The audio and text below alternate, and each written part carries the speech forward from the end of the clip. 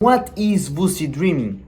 Lucid dreaming is you becoming aware that you are dreaming and therefore you can control your dreams. So you can literally dream about flying, you can have, relationships, everything you want in your dreams and have no consequences whatsoever.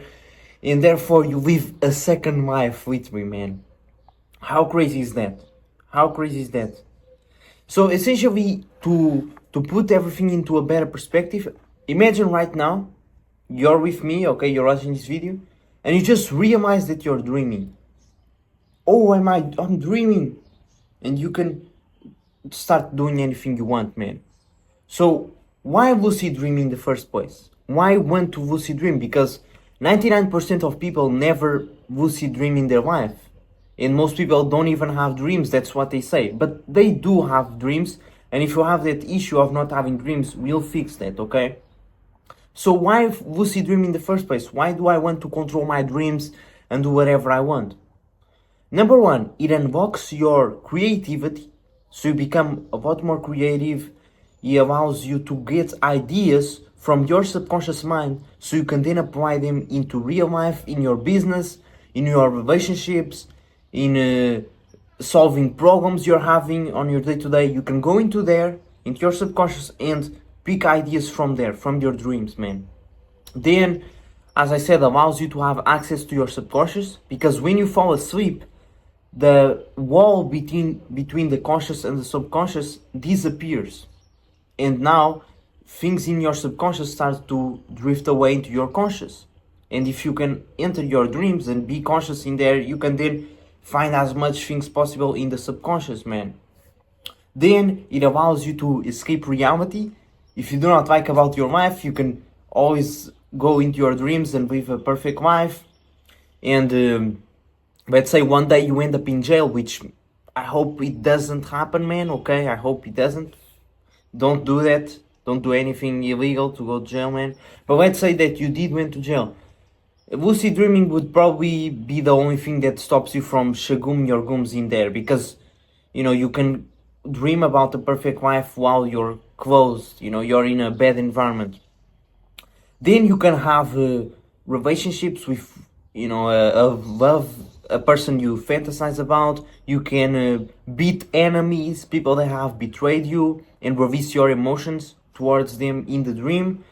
Because your brain doesn't know necessarily the difference between reality and the dreams. Your brain doesn't know that. And so, have you ever woke up from a nightmare and you're like panicking, your heart is beating too much, you're going crazy? When it wasn't real, it was all in your mind, it was a dream.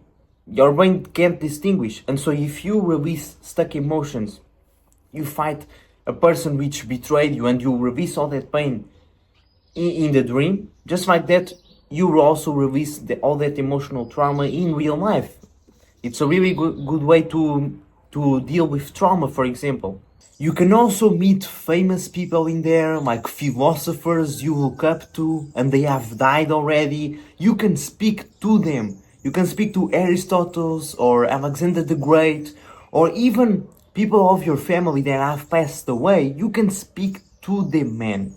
You can also create friends, sleep friends, like friends that you see in multiple dreams and you can have conversations with, and you create an entire story in there, and in multiple sleeps it continues. So it's not just in one lucid dream, no, it goes on, and there are people that have created whole societies in there, man, where there are morals, and if you kill somebody in a dream, you can literally get punished for that and go to jail.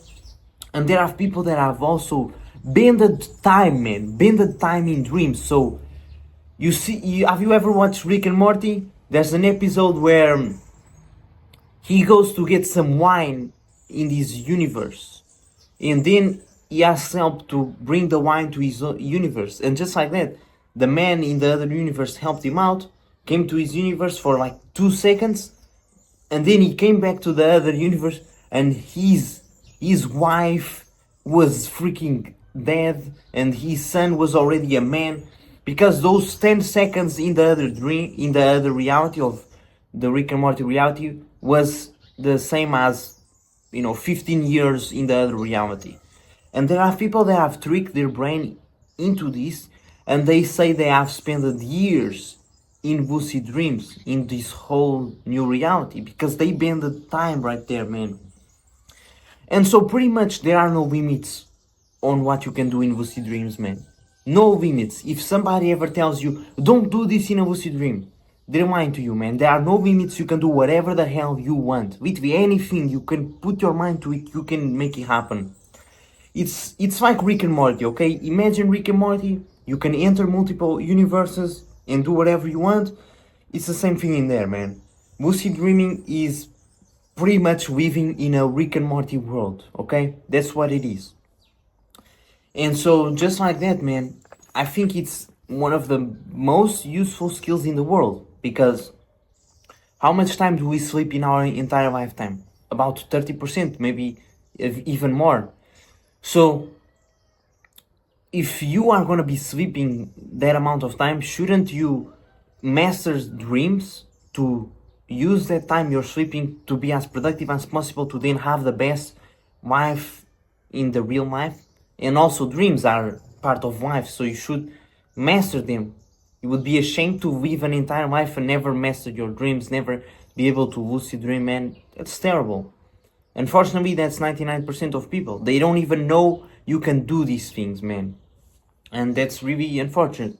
But just like that, you're not going to be one of them, man. You're going to master lucid dreaming. You're going to be able to control your goddamn dreams and make anything happen in there, man. Because it will also make you feel double excitement in life, man. You will stop living in a box where, oh, reality is this, life right here. No, there's so much more to it. Once you enter your dreams, you start to get such an insane level of creativity, imagining possibilities of why are we actually alive in this world, And it gives you that spark, man. As a child, you used to have that spark, that freaking excitement of life. Lucid dreaming will bring you that, man. It genuinely will. I go to bed excited, like genuinely excited to have dreams, man. And that's the same thing that's gonna happen to you, man. So be ready, go get a journal, okay, to take out notes, and let's freaking go, man. You're gonna learn how to lucid dream. Let's go. So let's go through what it actually takes to lucid dream. So you need to understand that you can fail and get 0 lucid dreams for months. Okay, for an entire month you get 0 lucid dreams. And then in the next month you get 20 lucid dreams or 30 lucid dreams.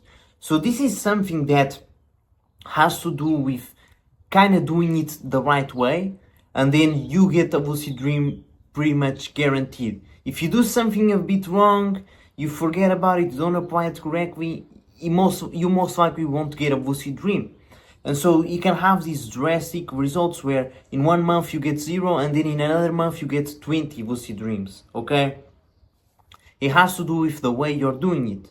And so a realistic time to get your first lucid dream, okay, if you've never had one, a realistic time is 2 weeks, man. 2 weeks. Or it can literally be 1 day. Like there are people who just from hearing, lucid dreaming, like they've never thought about it, then they hear that concept and that same day they get a lucid dream.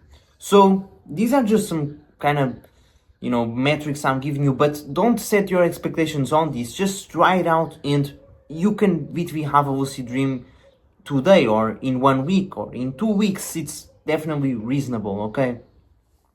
And so forget about everything you have ever heard about lucid dreaming.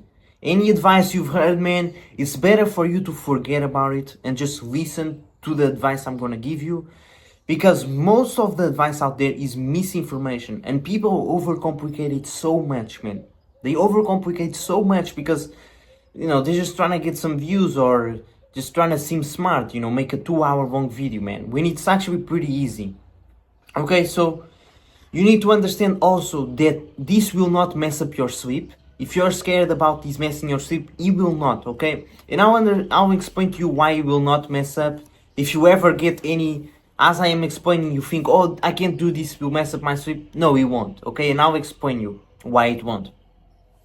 And also, if you don't get dreams, and you think, oh, but I never dream, you know, I wake up and I didn't have any dreams, it felt like it was blank all night. You need to understand you are getting dreams, you simply don't remember them. That's all it is, because you are getting dreams. And we're gonna solve that by making you remember the dreams. It's gonna be a skill you build, like everything else. Okay, so let's talk about the actual technique that you need to lucid dream. And this is called dialed. Okay, dialed. I'll put below in the description, I'll put pretty much a review of everything, like recapping everything that I teach you in this module. So it's better for you to listen and be aware, like listen first and then you can take notes after, okay? And you can always go to the description and read everything. So listen up, okay? Dialed is pretty much you dreaming, okay? You are dreaming and you just realize you're dreaming. And now you can control your dreams. That's what dialed is, okay? And wild is another technique that is basically you go to lucid, you literally just go to bed, and as soon as you go to bed, you're already lucid dreaming, which is gonna be a lot harder than dial. And what we're gonna focus on is dialed as of right now. And the number one thing is to just stick with one technique. Stick with one technique until you have mastered that one, and you can lucid dream with that one, and then you can go and try other ones, okay? So we're gonna focus more on the dial technique, because it is easier. And so in order to be able to do dialed, we need to focus on dream recall. This is the foundation to have any single lucid dream, man. No matter what technique you try to use, you will most likely need dream recall. Because if you cannot remember your dreams, how can you even lucid dream in the first place?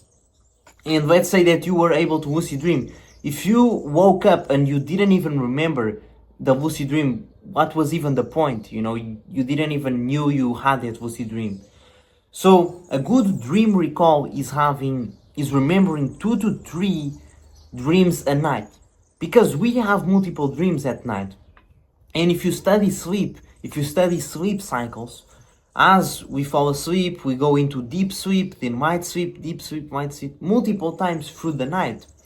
And we have dreams, not necessarily in a light sleep, but also not in a deep sleep. It's a REM sleep stage, which is rapid eye movement. That's what REM sleep means. It's when our eyes are moving a lot, and that's why we have those dreams. And just like that, we go through this REM sleep multiple times.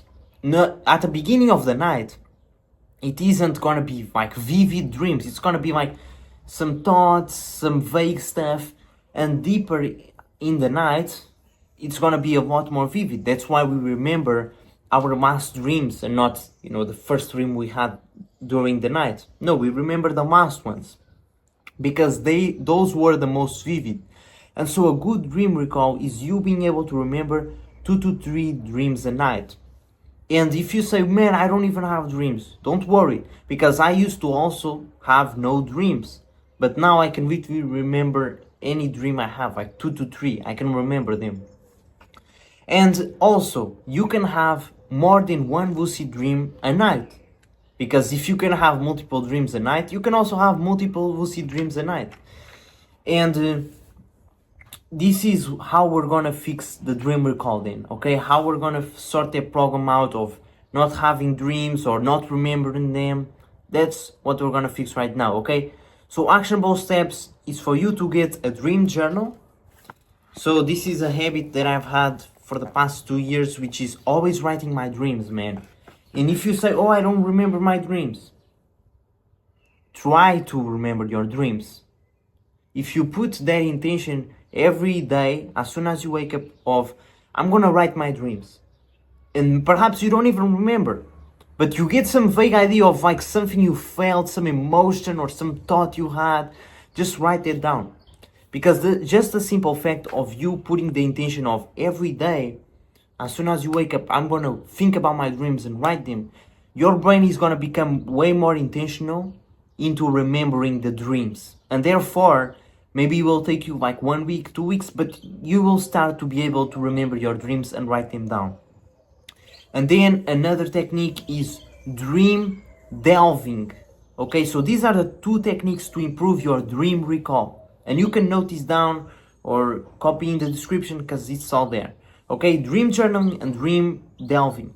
Dream delving is simply you lying in bed after you wake up, like just lay in bed 5 minutes and just replay anything that you remember about your dreams. Just replay the dreams you had and think about them. Maybe there was some message from your subconscious mind hidden in there, some dark desires that you didn't even knew you had.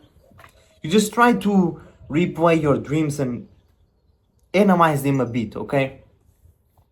And even if you feel like you had 0 dreams, again, just try to look back and try to see what happened, man. Because I can guarantee you, if you do this as soon as you wake up, you don't get out of the bed, you just try to recall what happened, you will be guaranteed that you will figure out something. The reason why you forget about your dreams is because you just wake up and you don't even care, you don't put any attention into it, and you go do something else. So your brain is like, oh, doesn't matter, focus on the breakfast we're gonna have, you know?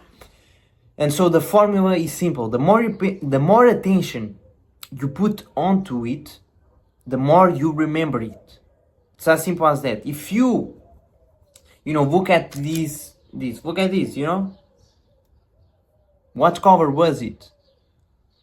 Okay, perhaps you don't even remember. Perhaps you can remember because I just showed you. But the more attention you put into something, okay, this is red, this is red, this is red, this is red. Then I can go on to my day and tomorrow I'll remember, oh, this was red, without even seeing this. Because I put a lot of attention into it. So the more attention you put on it, the more you remember it. Pretty simple, right? And so you can type on your phone if you're busy. Let's say, oh, I'm busy, I'm in a rush to go to work, can't even dream journal, can't even write it out. Just write it on your phone.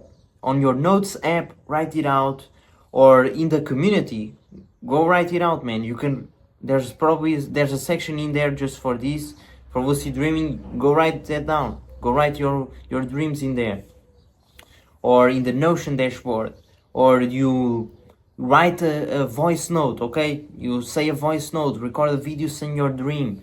It's better than not doing nothing, okay? Or just say the key points, the key words. I remember me being in this room. That's all I remember. Just write the keywords or do a voice note. Just put some intention, man. If you want to achieve lucid dreams, you gotta do something here. You can't just, oh, it will magically happen. Of course not. But understand that journaling is better than all of them. Journaling is the better technique and you should really do that one, okay?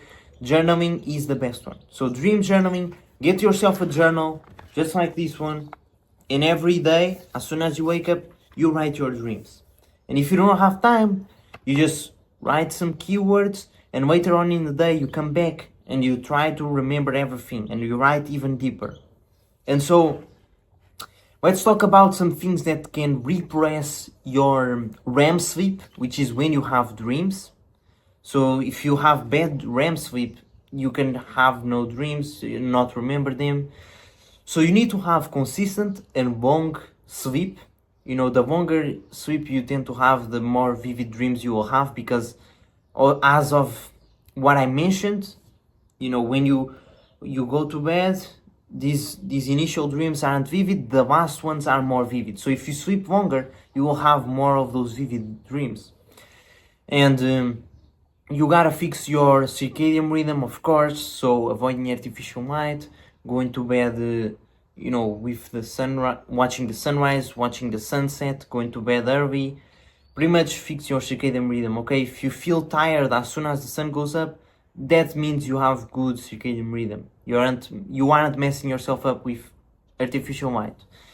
And another thing, antidepressives or weed or alcohol, all those things are going to repress your REM sleep. So you're going to have worse REM sleep. Therefore, have worse dreams and can't remember them. So you should quit all the bad habits, of course. And I don't think that's even a problem if you're watching this. So now that we have dream recall, okay, dream recall check, which is dream journaling and dream delving, so looking back at your dreams, replaying them, writing it down, that's dream recall. Now we're gonna add mild.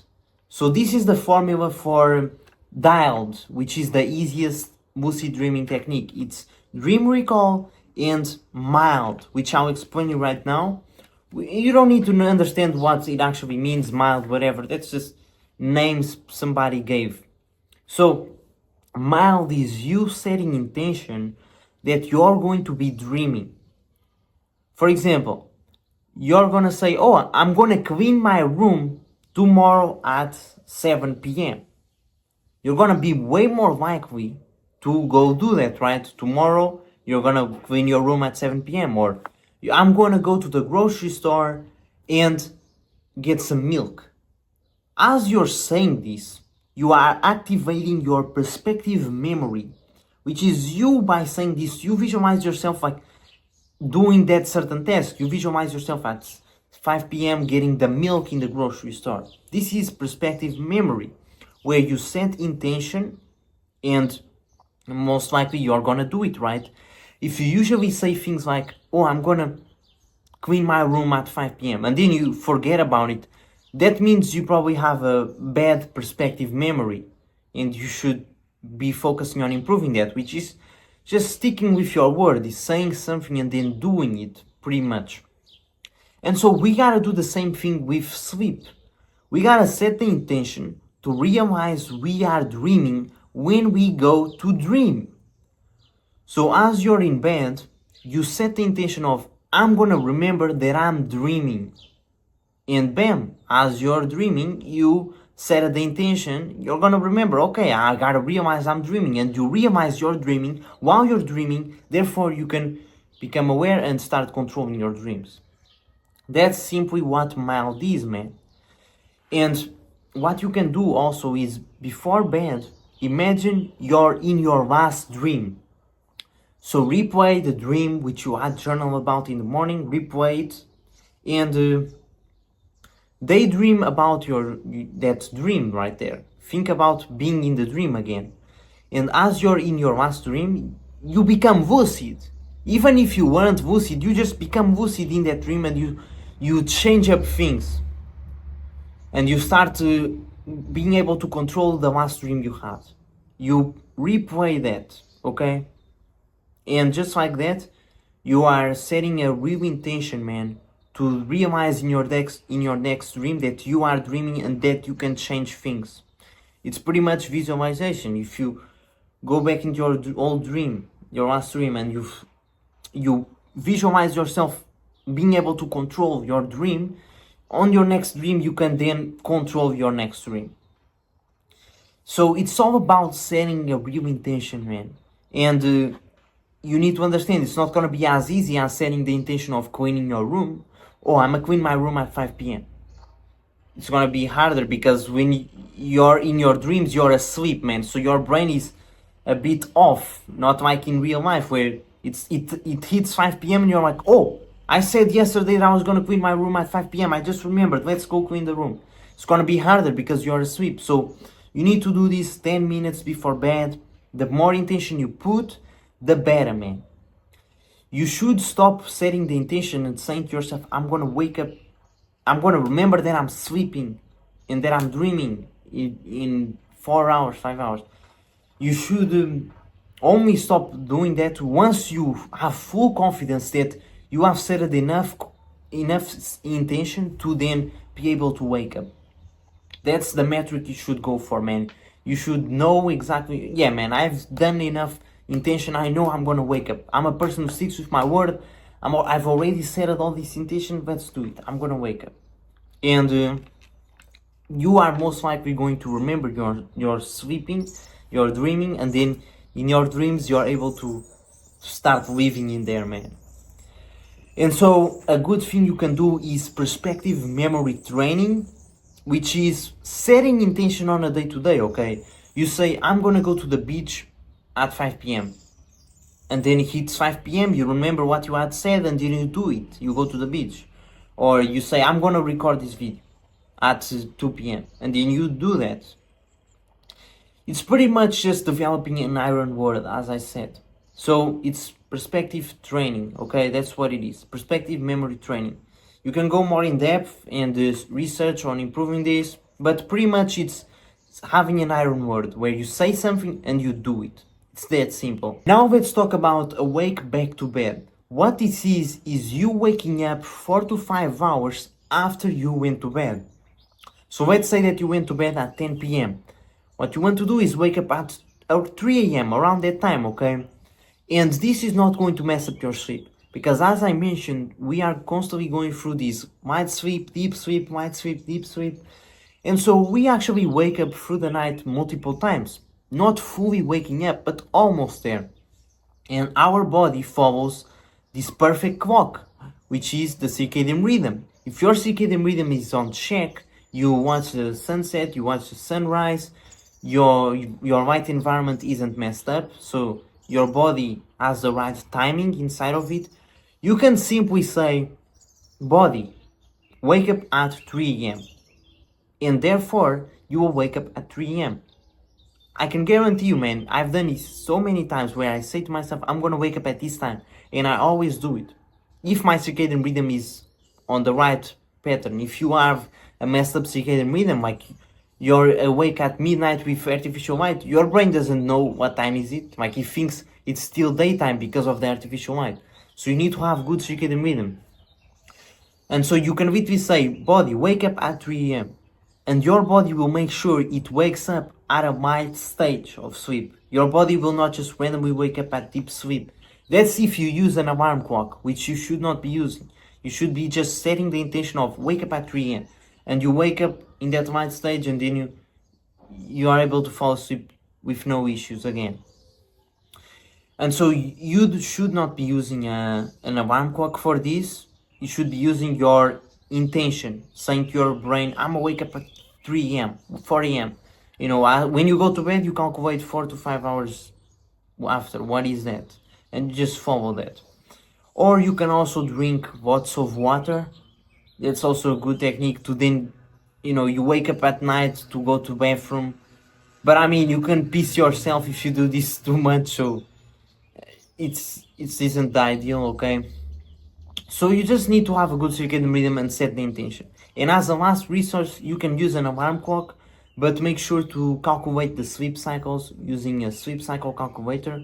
You just search upon Google, or it's linked below. You calculate the time where you're gonna be in a light sleep, and you put the alarm clock at that time, so you don't wake up in a deep sleep. But essentially, that's the goal here, is awake back to bed, is wake up 4 to 5 hours after we went to bed. And why do we do this, man? Why do we want to do this? We want to do this because of the wild technique, which is setting the intention to remember we are dreaming.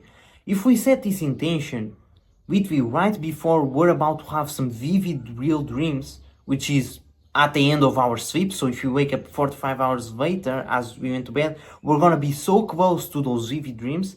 If we set this intention right before having those vivid dreams, it's gonna be so much easier, man. So much easier to then remember you're dreaming and just be able to be aware and start controlling them. That's the entire goal here, man, is to set the intention right before the vivid dreams, man. And you should avoid, as you wake up, you wake up at 3 a.m., you're about to get those vivid dreams because you're about to fall asleep again, and you're setting the intention. You should avoid getting too much excited, because then you can't fall asleep, or avoid putting too much excess importance. Like, you should just fall asleep naturally as you always do, like just falling asleep, but having that intention, man. Having that intention. You can, if you're too tired to set the intention, like you just want to fall asleep right after, you can do this standing up. So you stand up and you set the intention while standing up, and then you lay down again. Or if you're like scared about this messing up your sleep, you focus on doing this in the weekend where, you know, it doesn't mess up any work you have, anything like that, okay? And man, I can guarantee you, if you do this, your chances of getting a lucid dream are 100x more. So it's like a 70% chance you get a lucid dream if you do everything that I just mentioned here, man. This is pretty much all you need, literally all you need, okay? And I'm gonna recap just so you remember everything. So we want to do the mile technique. The mile technique is you having a good dream recall, which is dream journaling and dream looking back at your dreams, replaying the dreams, which is dream delving. So you replay all your dreams and you remember them. Those are the two things for dream recall. Bam, dream recall, check. That's the foundation right there. And then we're gonna do mild. We're gonna do wild. I'm getting confused about the names, but that doesn't really matter, okay? We want to do... Yes, I believe it's wild. Mild. We want to do mild, that's it. And that is simply setting the intention, okay? Setting the intention that we're gonna wake up while we are... not wake up, we're gonna become aware that we are dreaming. That's the goal. I'm gonna remember that I'm dreaming. That's what mild is. And so before we go to bed, as we are lying there, we want to replay our last dream and imagine ourselves becoming lucid in that dream and started flying, started changing things around as we'd liked. And you do that, you set that intention.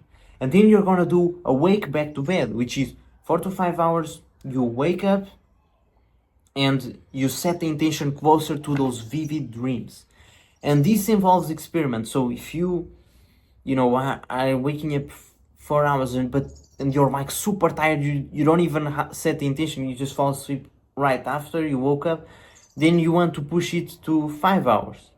If you do 5 hours, but then you can't fall asleep again because you've already slept a lot, then you reduce to 4 hours. Maybe you gotta do 6 hours, 3 hours. You figure out, okay, you gotta do some experiment because everybody's different and you gotta figure out what works best for you, okay? So I just gave you the entire blueprint to lucid dream, man. This is all you need. Literally, all you need is what I just mentioned. Everything, man. We have the dream recall, the setting intention, and then the wake back to bed. This is it, man. This is the formula for lucid dreaming. And yes, in the next modules, we're gonna go into more advanced things, some other techniques, but as of right now, man, you should just focus on what I mentioned. Just focus what I mentioned, try to master that, and once you get your first lucid dream, then you still need to master even more, but then you can start learning about the other stuff. And yes, you can watch the other modules that are coming up.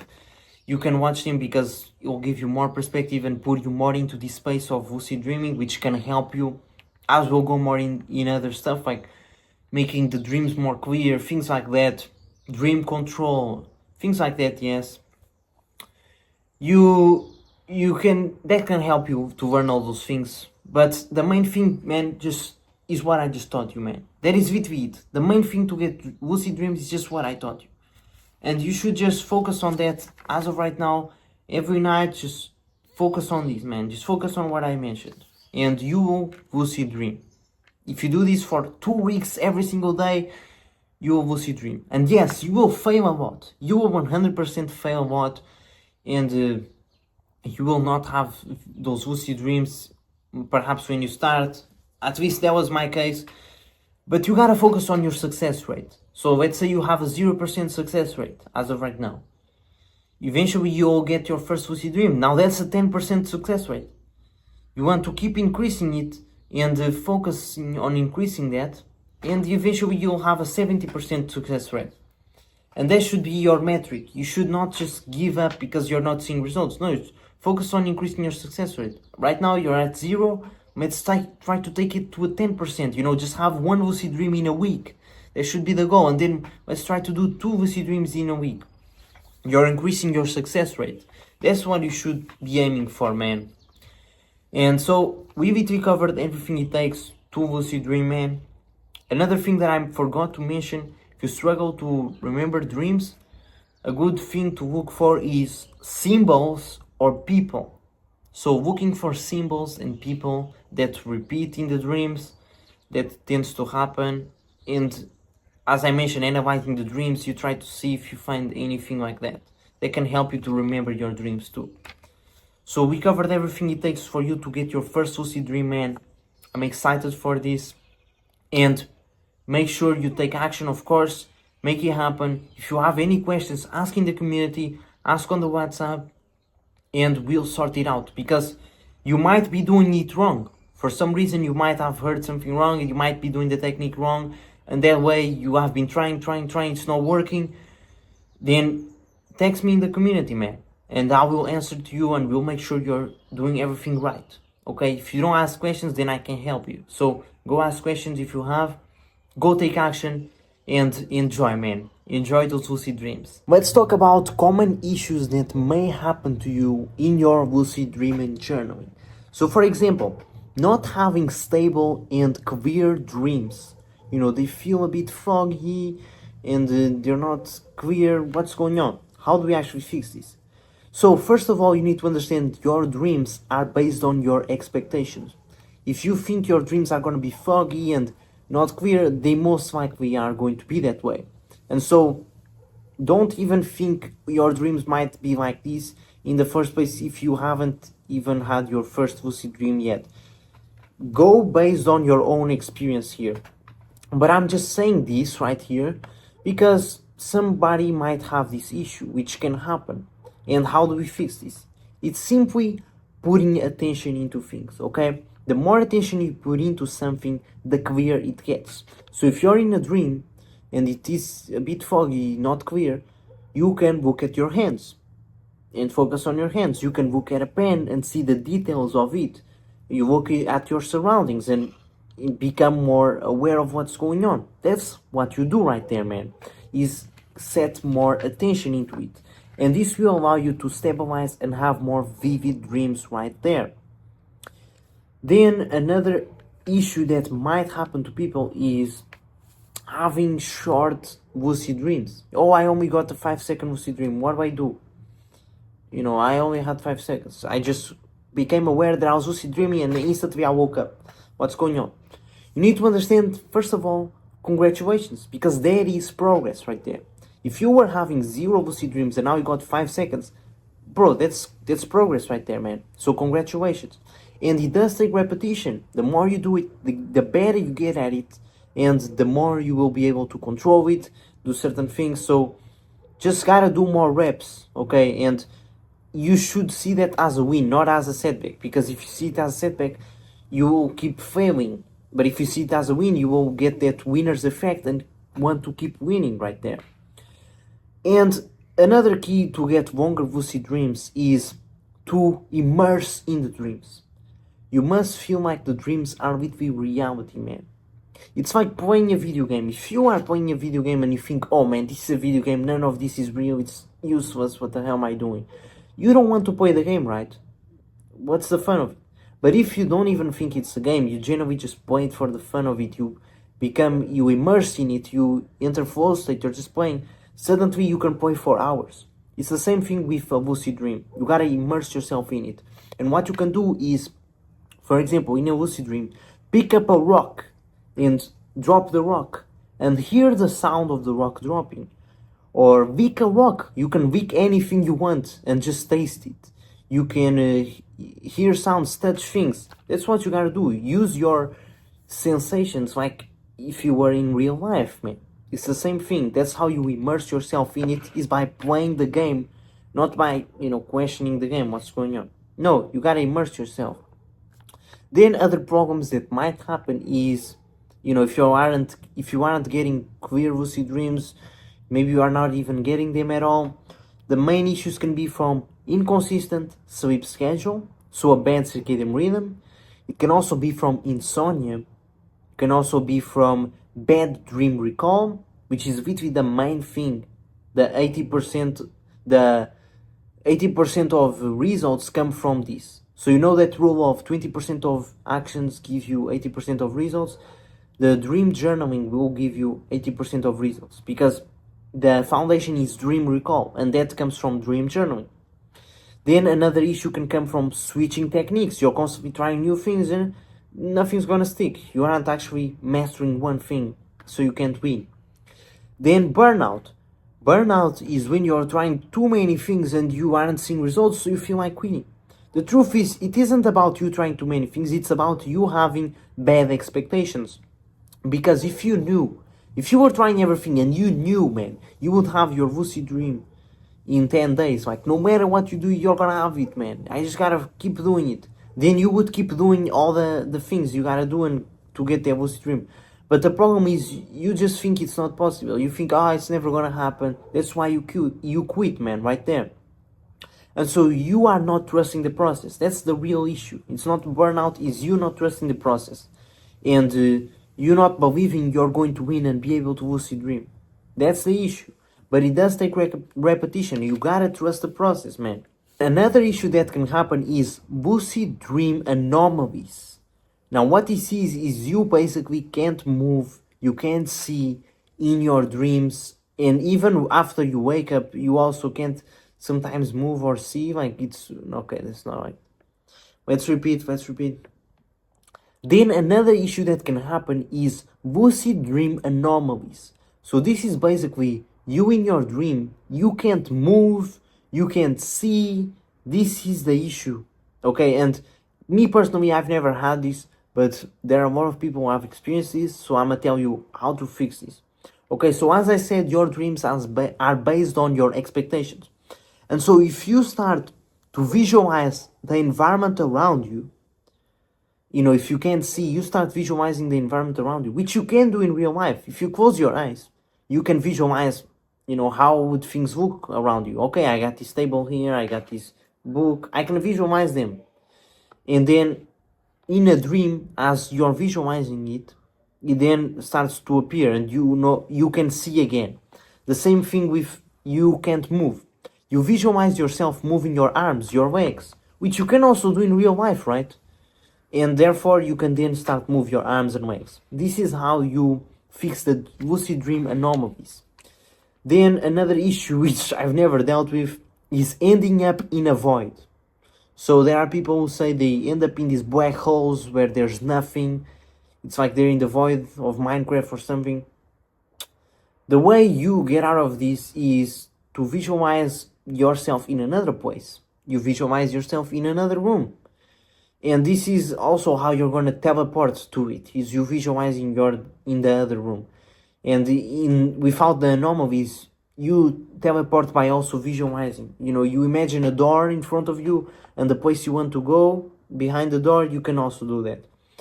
And you always keep your eyes closed as you're visualizing these places, and then as you open them, you spawn into those places. That's how you do it, man.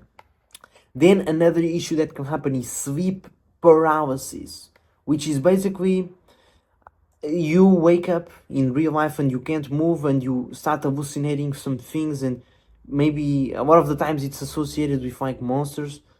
Like, I've had a friend that told me a story where he woke up and he heard his brother whispering to him, but his brother wasn't even there, and then he saw like some weird figure. It's weird, man. And this is represented a lot in cartoon shows. Like, I remember watching Finn and Jake, the dog and the human, and there was like this monster that was under their house. That shit was like really creepy when I watched it, and I used to have nightmares of it. If I'm mentioning it, it's because it's there in my subconscious still to this day, and I'm still creeped out by it. Hope I didn't bring some memories to you and you're like, oh shit, I remember that, and now you're scared too. But essentially, sleep paralysis is your mind tricking you, and this should not be something you fear, okay? This should not be something you fear, because if you have a sleep paralysis and you can't move, and you're maybe hallucinating a bit, you're going crazy, you just fall back to sleep, man. You just close your eyes and fall right back to sleep. And with this, man, I can guarantee you, there is a 95% chance that you get a lucid dream. After you get sleep paralysis, 95% chance you get a lucid dream. And it's good, right? That's why you should not fear getting sleep paralysis, because you then are gonna have a lucid dream. And another thing you can do if you're really like going crazy, freaking out, is just hold your breath. You know, you hold your breath where you have breath hunger. Your body will freak out because it's dying. Oh, I need air, what's going on? And therefore you start moving. That's how you do it, man. You hold your breath because your body enters, panic. I need to breathe. So if you really are stressed out, you want to wake up. That's what you do.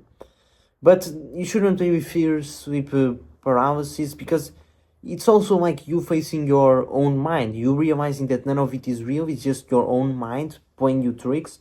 And if you, for example, see a monster in your dreams, like the Enderman or whatever, and you're scared of it, if you go up to him laughing and thinking, oh man, he's my friend, such a cool guy, if you do that, suddenly the monster is going to be so friendly to you, man. Because the monster is you. Everything you see in your dreams, every person you see in your dreams, it's literally you. And so it's going to be set up based on your expectations. If you believe that person is bad, they will be bad, because they are literally your own mind, man. And so just like that, you need to get into the right expectations. Whatever you want to expect will be what you expect. You know what I'm saying? What you expect will be what you will see. It's that simple. And a really great movie, man, that I watched today in my my psychology class, man, is a movie called, the movie is called Eternal Sunshine of the Spotless Mind. Now this movie goes on about a loving relationship where they erase their own memories, and they're going through all the guys going through all these memories and changing up things in there. And it really reminded me of lucid dreaming, where you're able to get inside your own mind, enter the subconscious, see past memories, and you can do all those things in your dreams, man, and even change them in a way. And the movie is really trippy, but amazing movie, man. Amazing. I would not be recommending if it wasn't amazing. And then another movie which you can watch, but to be honest, I didn't really like. It's called Inception.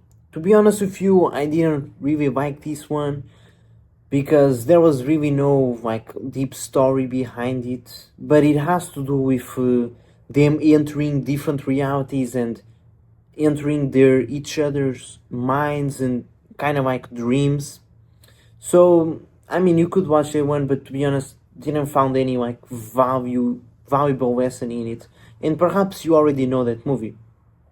So just wanted to add these two bonuses, these two great movies that can really open your mind to, what is inside our minds, man. Because the truth is, our minds are everything, not necessarily everything. I believe we have a soul and we control the minds, but everything we see on a day-to-day, it's all based on our minds. Even when somebody, beats you up and speaks crap about you, you feel like crap because your own mind made you feel like crap. It wasn't the other person. It was self-inflicted right there. So you gotta control your mind to control your reality. So remember how I told you can have multiple lucid dreams a night? Let's go through how to actually do that.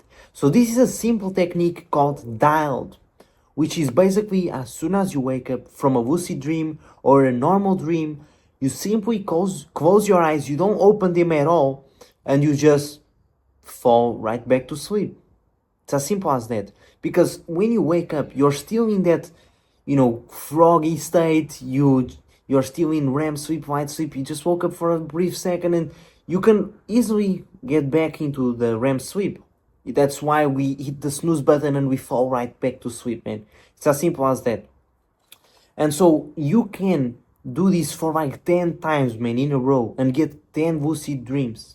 Eventually you'll get to a point where you no longer want to fall asleep and it's time to wake up, man.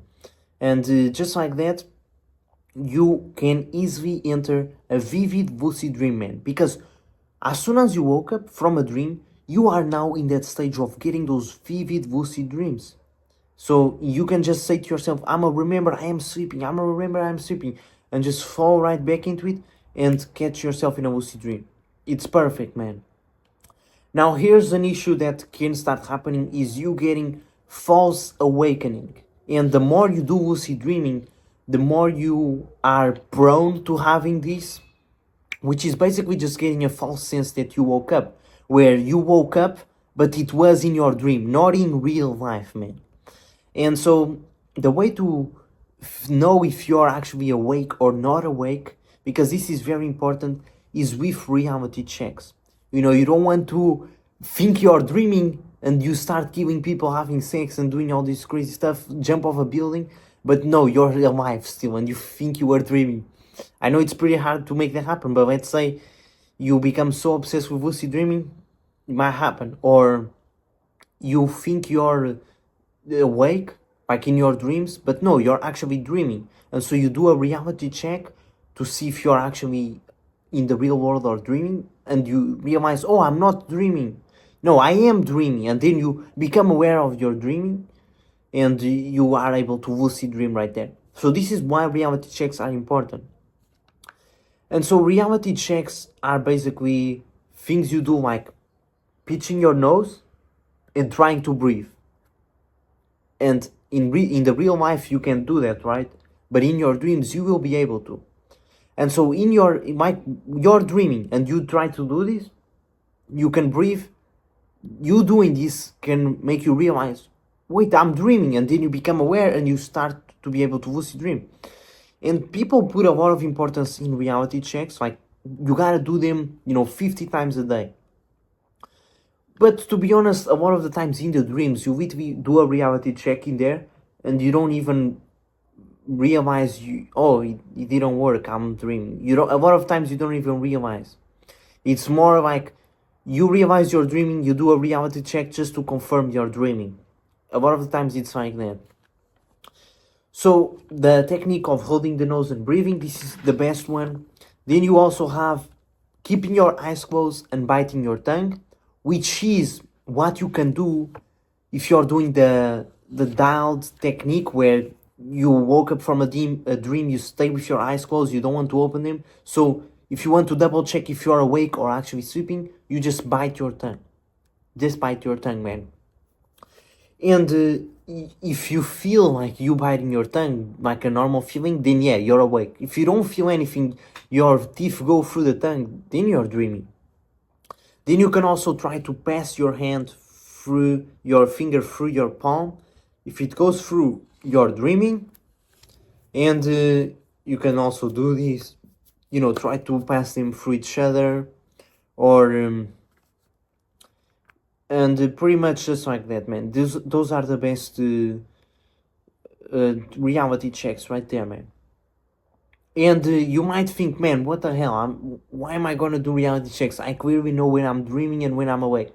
The truth is, when you're sleeping, you're completely shroomed. You don't know what's going on, and your brain doesn't know the difference between actual reality and when you're dreaming. Like, I've had times where I was sleeping, I was dreaming, and my dad entered my room and was yelling for some reason, like he was mad at something. And then the next day I woke up and I had no clue if that was actually reality or if he was in my sleep. And so I had to literally ask my brother to double check if my dad actually came into my room or if he was all a dream. And I've had also dreams where they felt so real, where I woke up scared if some bad thing had happened. And I was genuinely scared, like, oh my god, was that real or no? So that's why the reality checks are important, man. To make sure you are actually dreaming in there. And just the simple fact of you creating the habit of doing a reality check, it will allow you to become aware of, while you're dreaming, you do the reality check. It makes you aware that you're dreaming, therefore you can become lucid. And a really great thing also is, let's say that you constantly see a certain person in your dreams, maybe somebody of your family. You're always seeing them in your dreams. What you can do is, when you see that person in real life, you do a reality check, okay? And therefore you build a habit of when you always see that person, you do a reality check. Therefore, in the dreams, when you see that person, you will do a reality check. That's how it works. Another great reality check is simply counting your fingers, because in a dream you can have like 6 or 8 fingers, so count them in real life. And while you're dreaming, the simple thought of doing a reality check can make you aware that you're dreaming. Therefore, you are able to become lucid in there, man. And this is definitely important and can help you out, but I wouldn't say it's the top number one thing. That is always dream journal. That's the number one thing. And so you might see advice telling you to do, this all day, and then you create a habit and in your sleep you do this still. I mean, that could work, but it's not the priority, okay? So dream journaling is always going to be the priority in terms of the becoming aware. But reality checks can still help you out a lot, especially to make sure that you don't have a fake awakening. So you wake up, am I awake or not? Don't want to open my eyes to fall asleep and get another lucid dream? You bite your tongue. That's all you have to do. So now that you know what is the mild technique, which is literally all you need to get your first lucid dream, it's the easiest and best, in my opinion, technique for lucid dreaming. But let's talk about what is wild, because I mentioned that in the first module. I mentioned mild and wild. Mild is when you get a lucid dream later on in your sleep. You go to bed and you get it later on. And wild is you getting a lucid dream as soon as you fall asleep. Now this is of course gonna be a lot easier when doing a wake back to bed. So you go to bed and you do this 4 to 5 hours after you wake yourself up, and then you do this.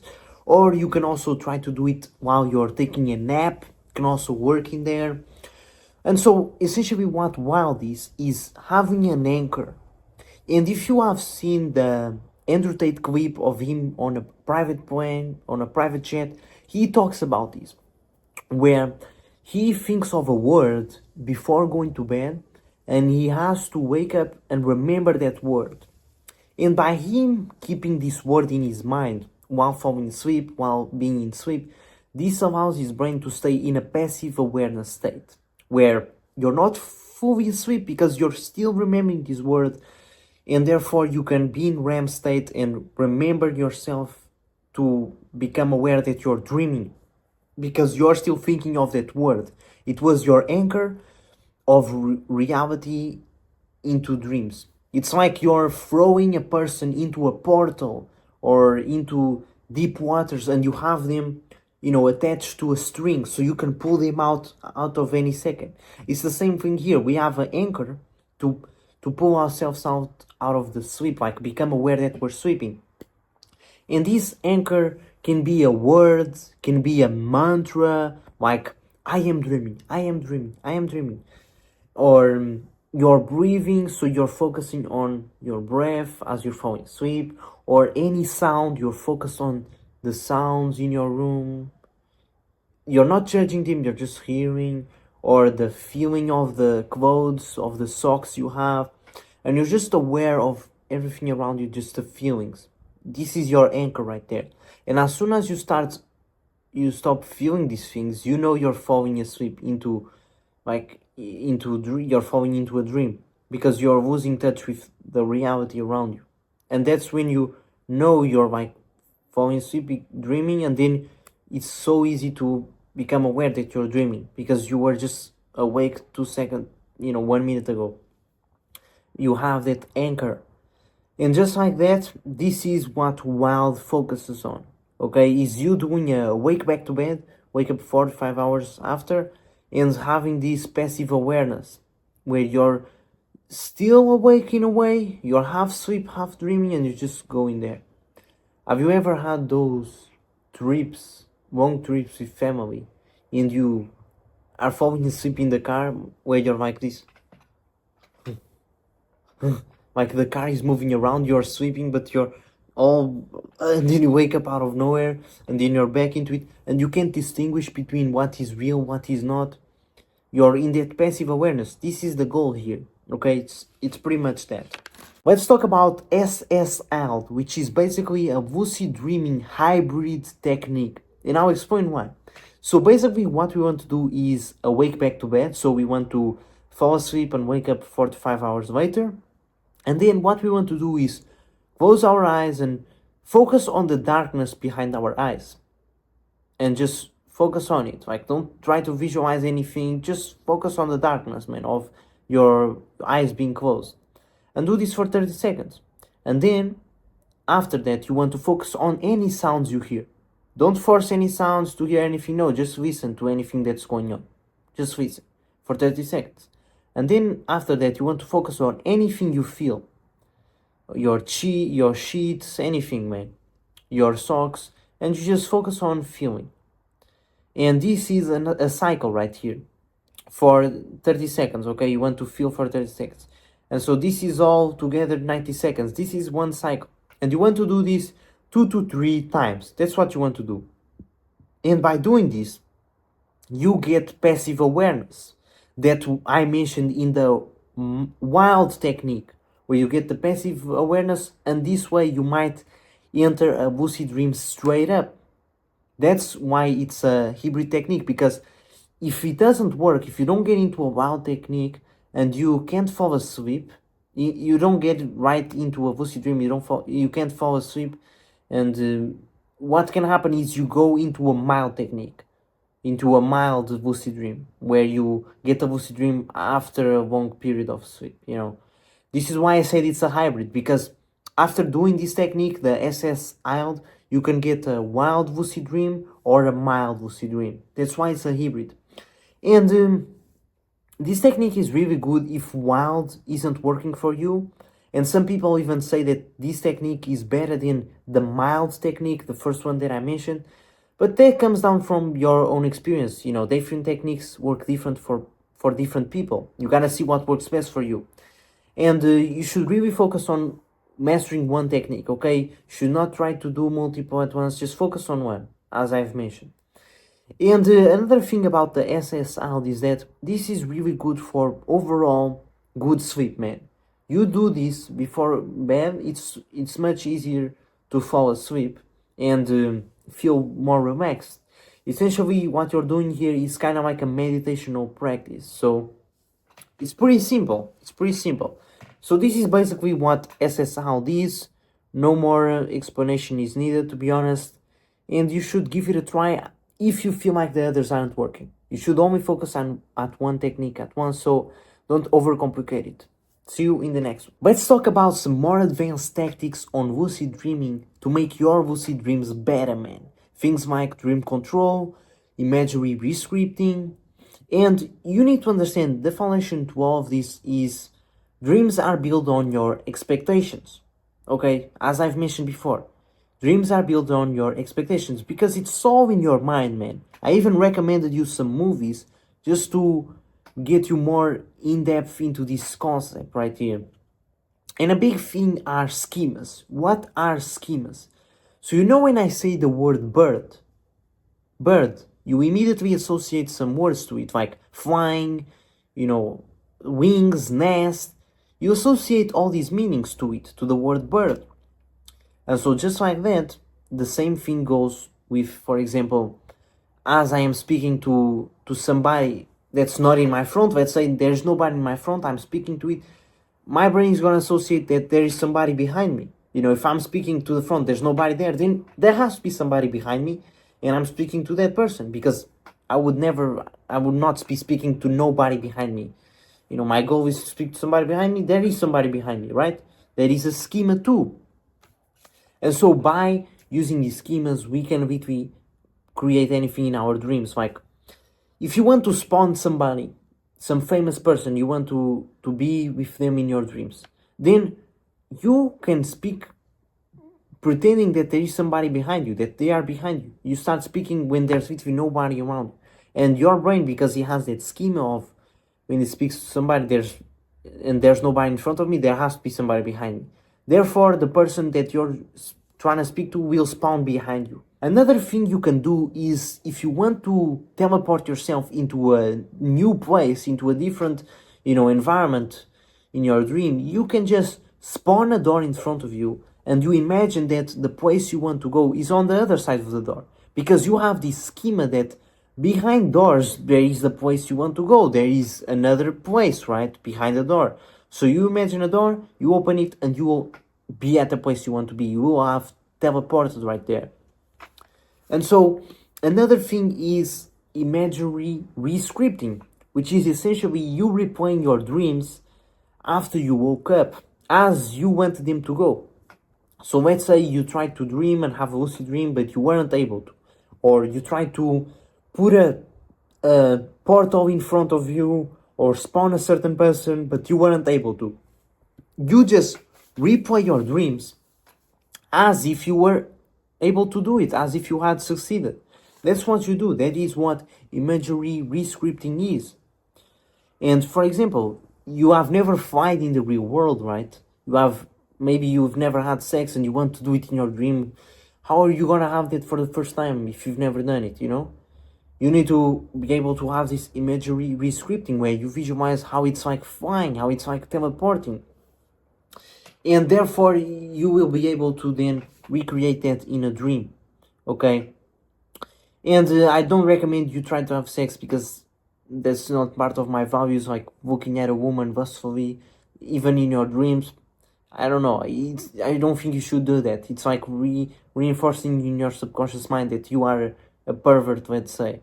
So I wouldn't do that, okay? Just a disclaimer. If you want to be a tiger in your dreams, what you do is put yourself in all fours and you start roaring, and then you see a mirror in front of you and you realize you're a tiger, man.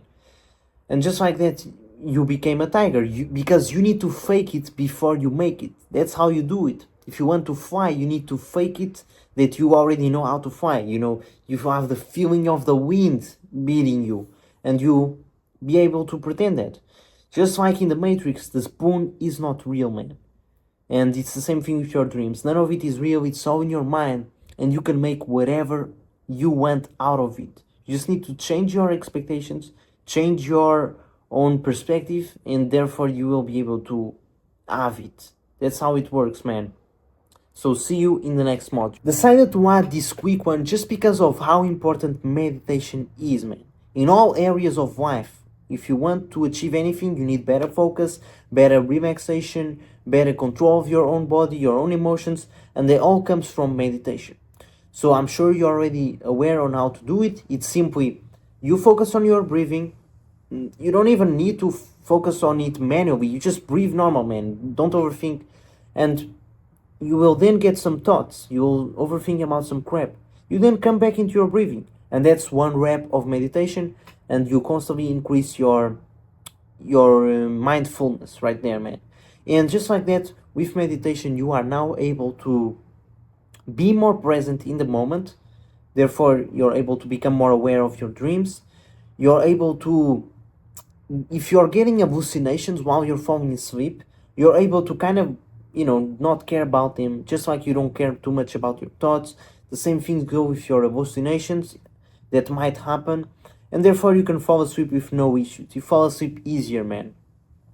And so just like that, that's why I decided to add in the meditation module here, just because of reminding you, okay? You should be meditating every day, man. This is a non-negotiable. I do it 20 minutes every morning. I also do some breath hunger exercises, which I mentioned in the biohacking modules. Just like that, man, meditation is truly needed. So don't forget about it. How do you fix a lucid dream nightmare? So pretty much, as I've mentioned, this doesn't really exist because it's all in your mind. It's all around your expectations. If you see, for example, a monster in your dream, the reason why you're scared of it is because you're putting that importance on it. You're seeing it as a scary thing. If you go up to that monster and you start treating it as a nice person, as you start laughing with him, asking his name, suddenly the monster will be friend with you because of the schemas, right? You're never nice to somebody that's mean, right? So your brain will associate, you being nice with that person is nice. And this really goes to show also in real life. If you're scared of a certain situation, if you go in there with the right expectations, suddenly it's not a bad situation anymore. And another thing you can do is simply turn your back around to a monster. Like if there's a zombie in your dream, just turn your back around and you don't care. The same thing, you do that in real life. If there's some hater, you just turn your back, you don't care. And if you truly want to wake up just to put this out there so you don't forget, you just think about your body, your real life body that's laying in bed. You just think about that. Because how do you stay in a lucid dream? Is by being immersive. So if you think about, real life, your real body, you'd suddenly wake up. Or you hold your breath, as I mentioned, where you can't breathe and you in real life you wake up and want to move. That's how you truly get out of a lucid dream as a last case resource. Otherwise, you shouldn't really get out of a lucid dream. Like, it's such a unique opportunity, unless you get stuck, because there are stories where people get stuck, but I think that's kind of like some fake stuff. Some people lie about it. I don't know, man. I've never had those. So if you do find yourself stuck, I would hold your breath until you can't breathe anymore, and then you are forced to wake. Yeah, I do that. And otherwise, I just, sort my fears in the dream, because it's really fixing the subconscious fears that you have, and you can change the schemas in there. Like, see a monster, be nice to him, and in real life, you'll do the same thing where there's some hater, you're scared, some authority, some teacher that was mean to you. You are able to face that guy because you change the scheme of, man, he's not an authority, he's actually a friend. I'm gonna treat him nice, and that way I can actually respond to him and avoid this hate. You change the schemas, man. There's big stuff behind this. So just like that, that's how you live a lucid dream at a last case, man. Let's talk about more advanced dream control tactics. Just like that, remember that all your dreams are going to be based on your own expectations. And so, if you believe that you must learn all these dream control tactics because your dreams aren't vivid, they're weak, then they most likely are going to be. If you haven't had your first lucid dream and you're thinking all of this, then yes, it's probably going to be that way. And so don't set these expectations, okay? Go try it first on your own. And this module is truly for the people who have already tried and they're struggling to have good dream control. This is what this module is for, okay? Is to fix that problem. If you don't have that problem, then to be honest, you don't even need to think about it, okay? So you need to understand that dream control is based on schemas, as we have talked about in other modules, man. So your entire brain works on these folders. When you think of the word bird, he opens the bird folder. Oh, flying, the sky, feathers, pillow. Out of these folders, we have nest, eggs. That one time the bird attacked you. It means to fear. When I mention the word bird, you get fear and you're like, why do I always get fear when I think of the word bird? It's because of all these folders, man. And these are rooted in your subconscious mind. So you may be getting, run by these things and you're not even aware of it because it was so unconscious. There was this woman that this child, okay, that suddenly was could not drink out of a cup of water. Suddenly, that child could not drink water anymore, and the parents were so scared. Like, what's going on? She doesn't drink water anymore. Like, she truly refuses, and she spits all the water when she drinks it. What's going on?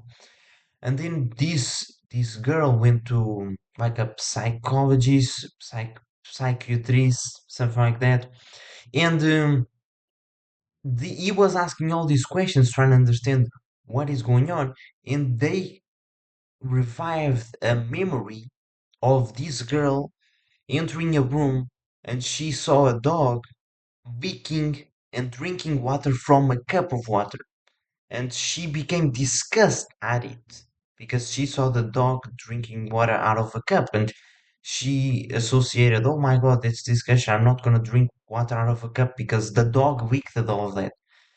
But she didn't even remember that memory because it was like so quick. She just looked at it and she then went away, and she didn't even remember it. It was not in her conscious mind, it was in her subconscious mind.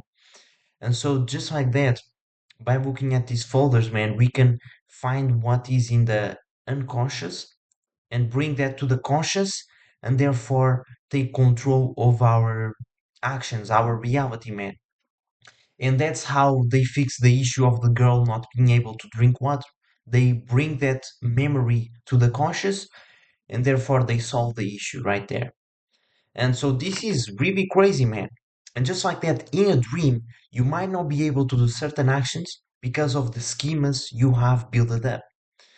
For example, and this is also in real life, if a parent mentions to their son, oh, you gotta go to college, let's say, and their son associates, oh, college, going to parties, parties, girls, that girl rejected me, I don't like it, or studying, I don't like studying, I've wasted years in normal school, I didn't learn anything, so college might be the same because it's studying.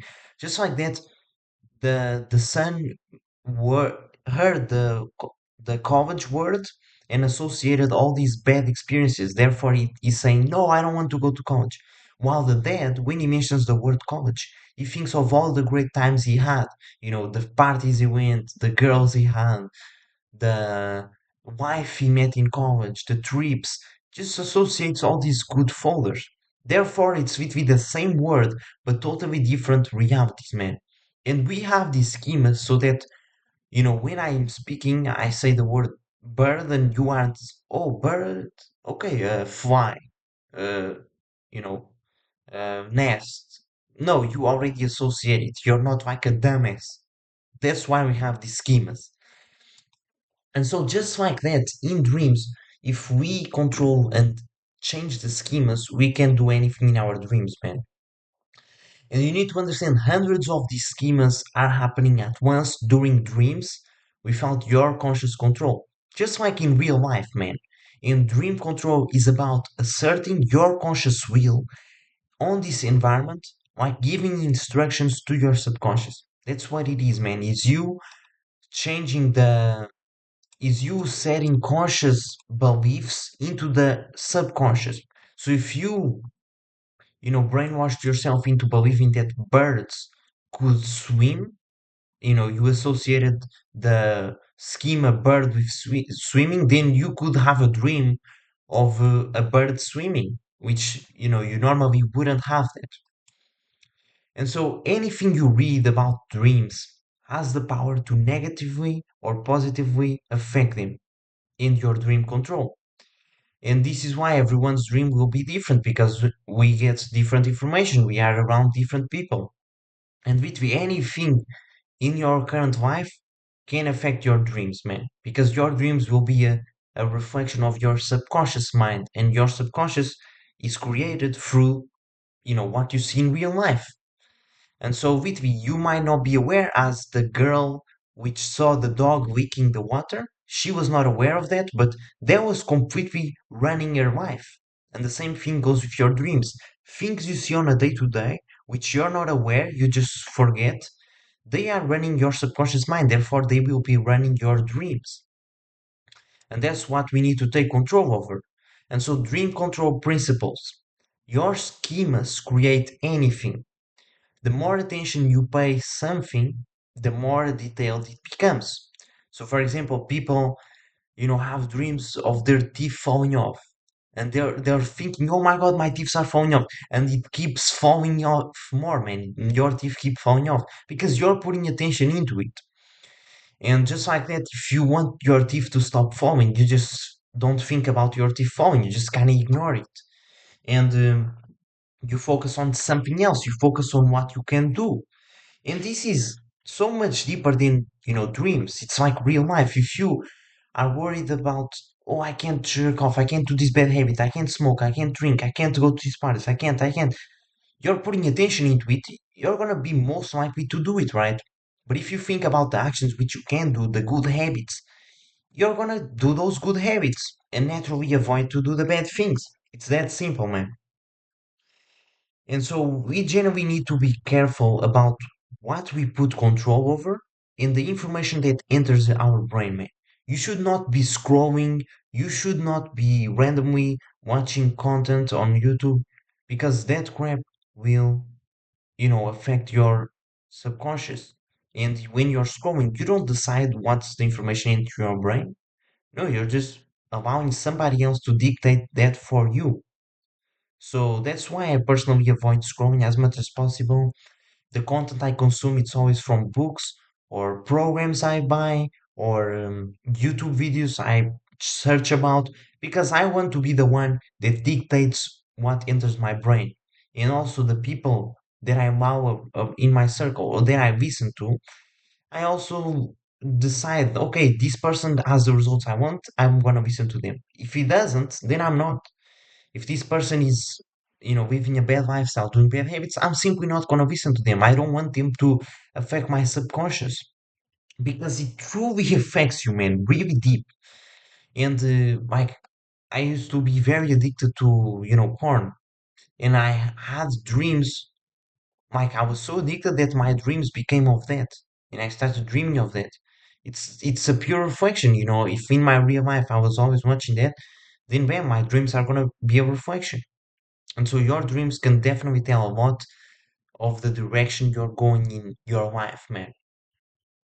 And then the better something can be justified, the more likely it is to happen. If you can justify the fact of, doing a certain bad habit, like you most likely do, every time you do a bad habit, you subconsciously or consciously justify doing it. Oh, it's last time I'm doing it. Oh, it's for this reason, whatever. Just like that, the more likely it is to happen because you justified it. And people will literally justify, like doing something crazy, like killing somebody. Serial killer will justify that. Oh, he will do more harm to the world. So this is actually a good action right here. They'll justify to do the action right there. And so in your dreams, if you can justify that, teleporting is something normal, like it makes total sense, then you can do it. Now, if you can't justify it, then most likely you won't be able to. And then, if you don't seem to have godlike powers, you may have an easier time with some more than others. So, what does this mean? If you can't fly, if you can't, teleport, things like that, you are probably good at doing smaller and easier things like thinking there's something in your pocket and you can pull out anything from your pocket, like a pen or a microphone, whatever. You can do those smaller things. And so you gotta focus on the things you can do, which is the smaller things. Like as of right now, focus on just taking a pen out of your pocket. And then you increase and you become better and better and better. And eventually you'll be able to fly. That's what you gotta focus on, man. And so a lot of the times you're going to be focused on the crazy things when you're definitely good at doing the smaller and easier things, and then you can progress out of those, man. So these are the dream control principles. And so how do you do things, man? How do you actually do the things? First of all, try them. Just try it. Just do it. Fake it until you make it. Just freaking do it. And if that doesn't work, ask yourself, what will raise the chances that my brain knows this will happen? So, what are the changes I need to do in my schemas, in my assumptions, in my perspective that I need to make in order to make this happen? That's what you gotta ask yourself and then make the effort to change it. And so, for example, if making a person suddenly appear doesn't work, what would convince your brain that the person is here? Okay, what would convince? Like talking to the person as if they are already there, or going to a place where I'd find them. They're always at this cafe. This girl, I'm like, let's go to that cafe. She's gonna be there. Or talking to somebody, like speaking to the front, they're not there. Or then you look to the back and they're behind you because you're not gonna be schizophrenic speaking to nobody, right? You have that schema. When you're speaking, there's somebody around. Telling yourself they'll be somewhere and looking for them. Okay. And notice these are all activating one or many schema. The schema of talking to someone slash being at a place slash looking for someone. Okay. This is what you gotta do, man. You gotta go into the folders. Okay. Like you can draw them on a piece of paper. Go into the folders. Okay. If I want to you know, meet this girl.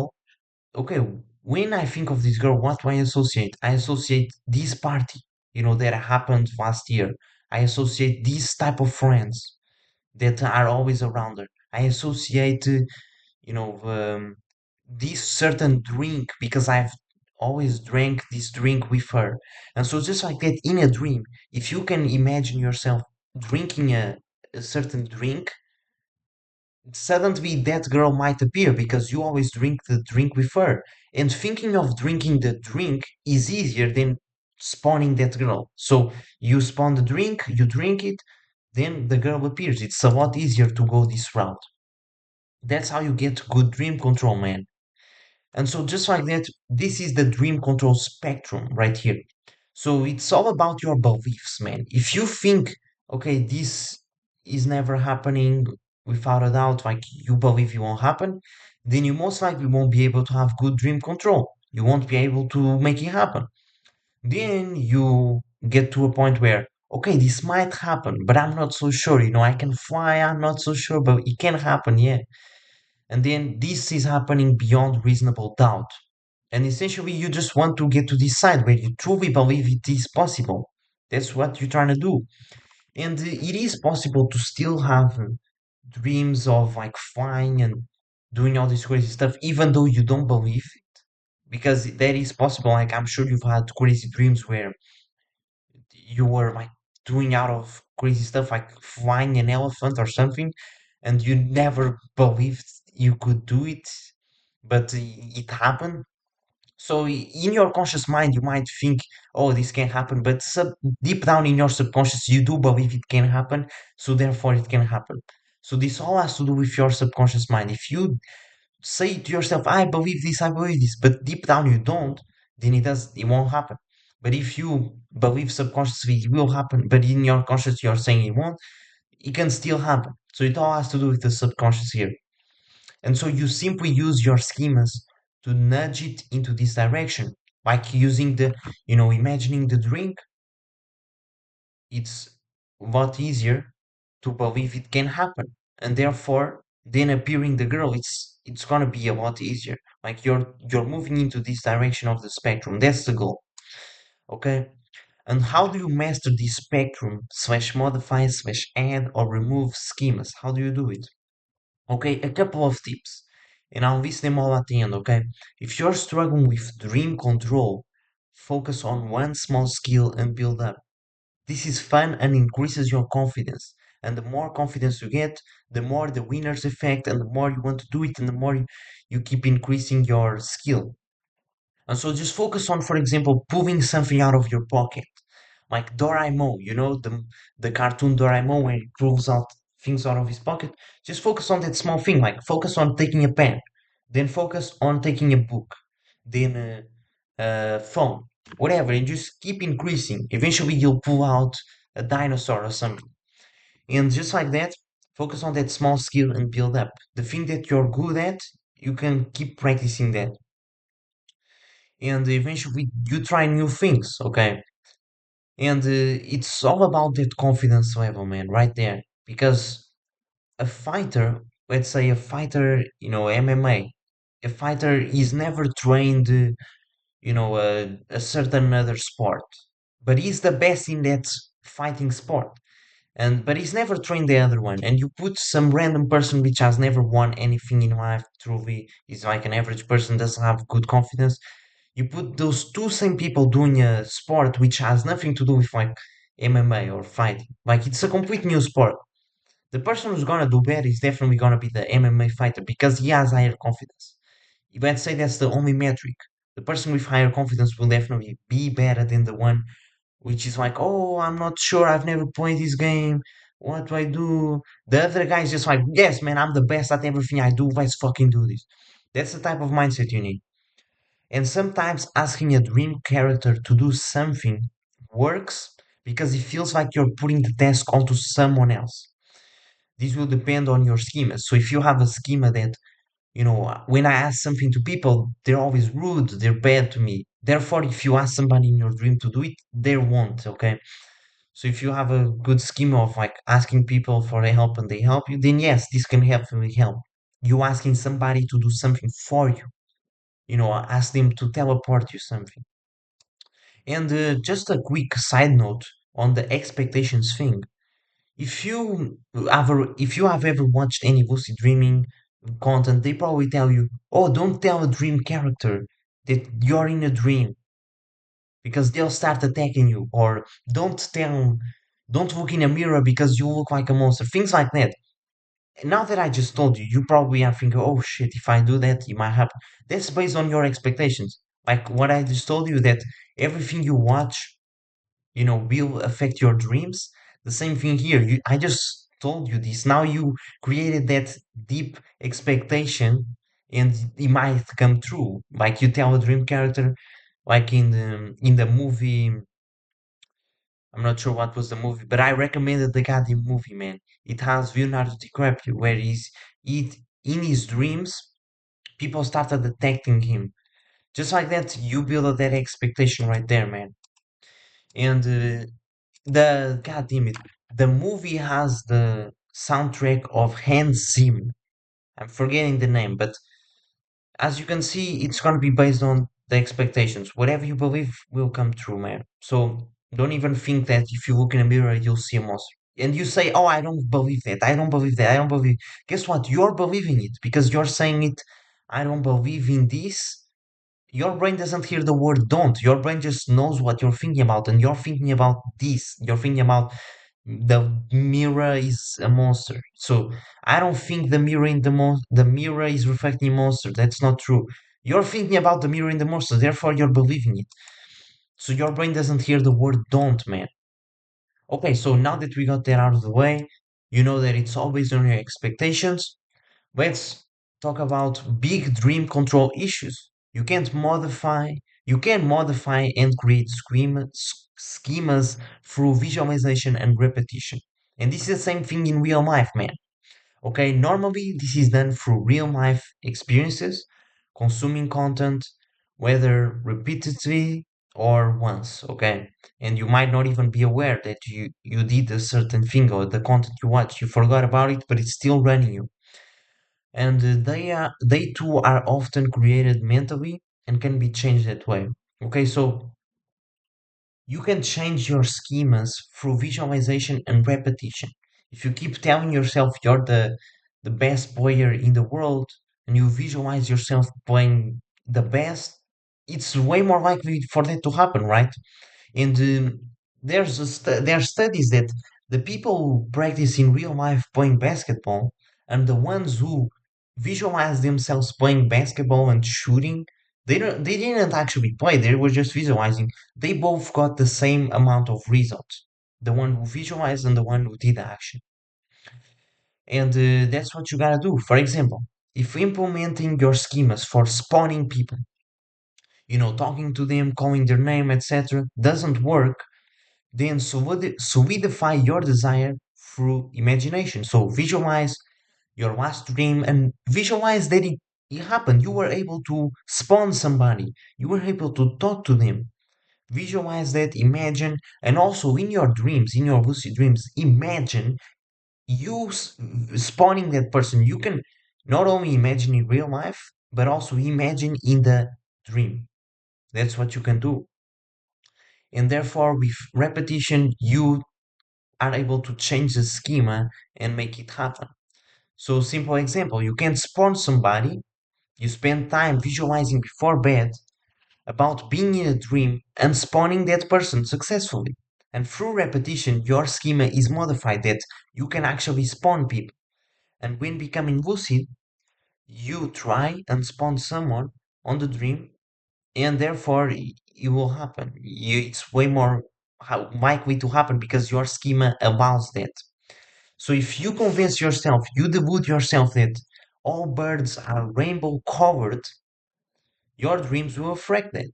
If you stay all your life in a room, you never see a bird in your life, and you just think and visualize, okay, birds are rainbow, man, birds have a color of a rainbow. You will have dreams of birds having a color of a rainbow, even though that might not be true. So you need to convince and delude yourself as much as possible, man. And this is the same thing in real life. The people who are the most successful are the ones who are the most delusional, and they just see one side of the spectrum. Like if you go ask a millionaire, oh, what do you think about you know, world hunger, let's say, something like that.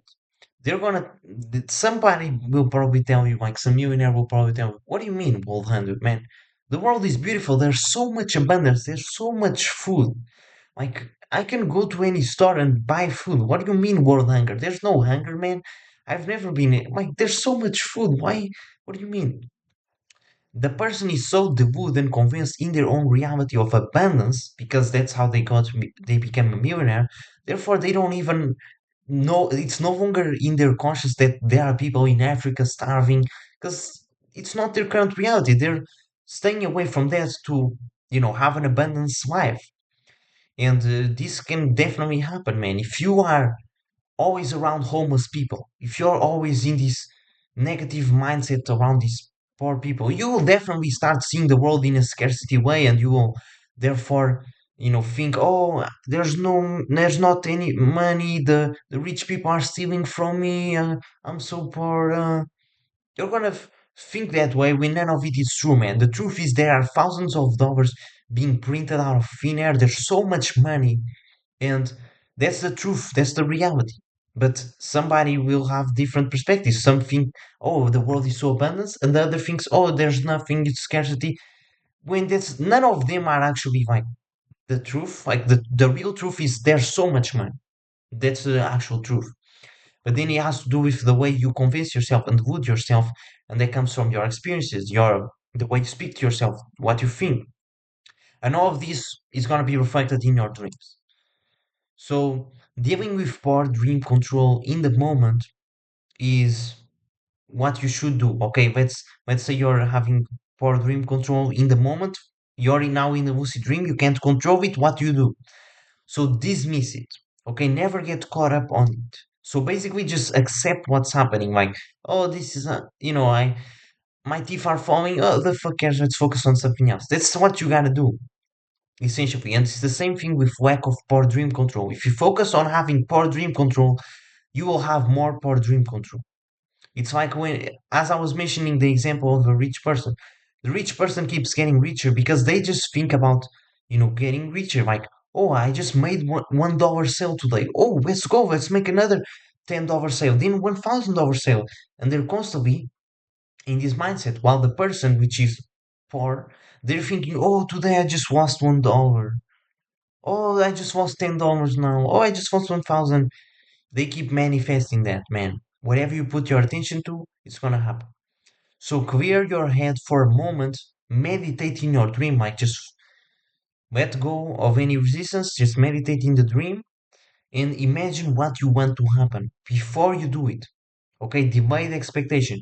Your thoughts can also affect your subconscious dream machine, even if you do nothing else. So your thoughts can affect your subconscious dream machine even if doing nothing else. So if you just are in a dream, you can't have good dream control. You just accept it. You don't think about it. Just don't care. Meditate for a second.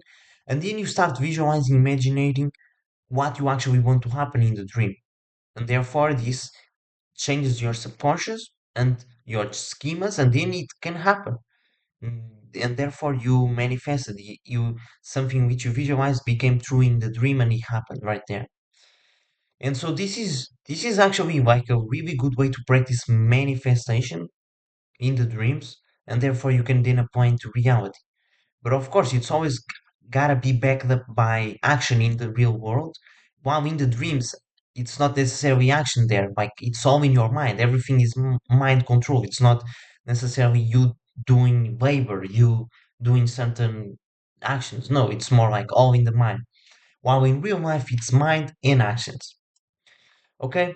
So in a way, teleportation is the best skill to use. Want a person, teleport to them. Want an object, teleport to it. Okay? And especially through the void. So the void is like when you think maybe you just woke up and you are watching your eyes being closed, the black part of your eyes when you close them. But no, you're actually in the void, which is just a dark space in your dreams.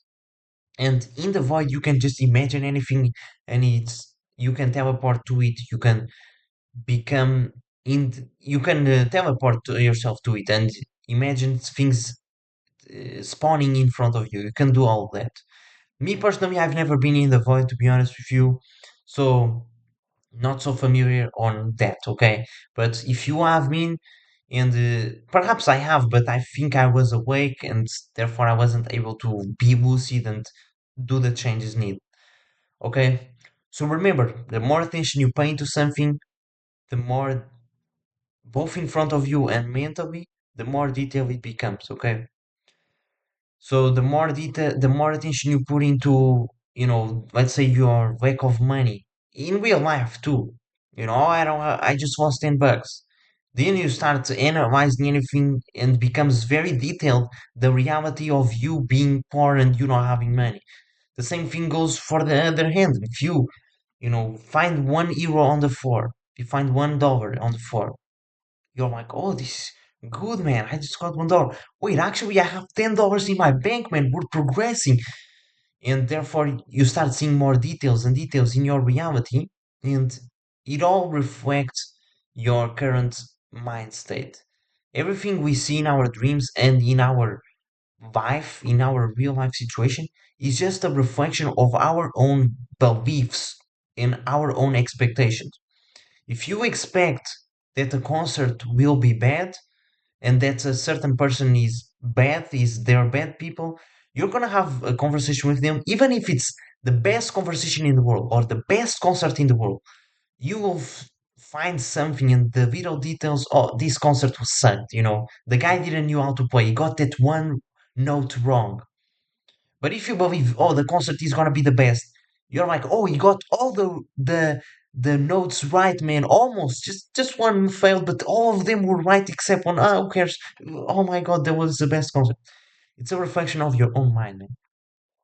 And from personal experience, slash focusing on image painting or creating a movie in a dream, you can quickly teleport yourself into those realities. Okay, so teleportation is the best skill to use if you want to make something happen in a dream, and you need to alter your schemas and your beliefs to believe that you can teleport.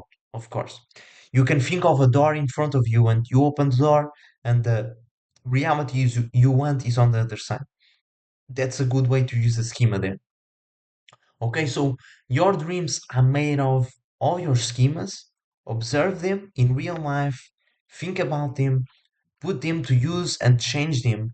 And if you have to, okay, your dream control, man, you're in, okay, change your goddamn schemas if you have to. Okay, if they're helping you, if beliefs are helping you, then you don't gotta change it. And you can improve your dream control in like 2 days, man. It's whatever, it's up to your expectations. If you believe it takes you 30 days, 1 year, then yes, you will take that. If you believe you can change in one snap, then you can change in one snap.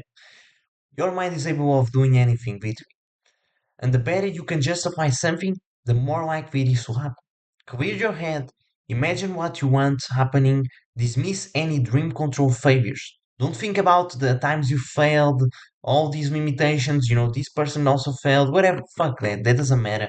Focus on just the action which you want to do and just think delusionally you can do it no matter what. Focus on one skill and build up, and that is useful and fun. And the more attention you pay something, the more detailed it becomes. These are the key principles. If you want to screenshot these, put in your wallpaper, just to remind yourself of this, okay?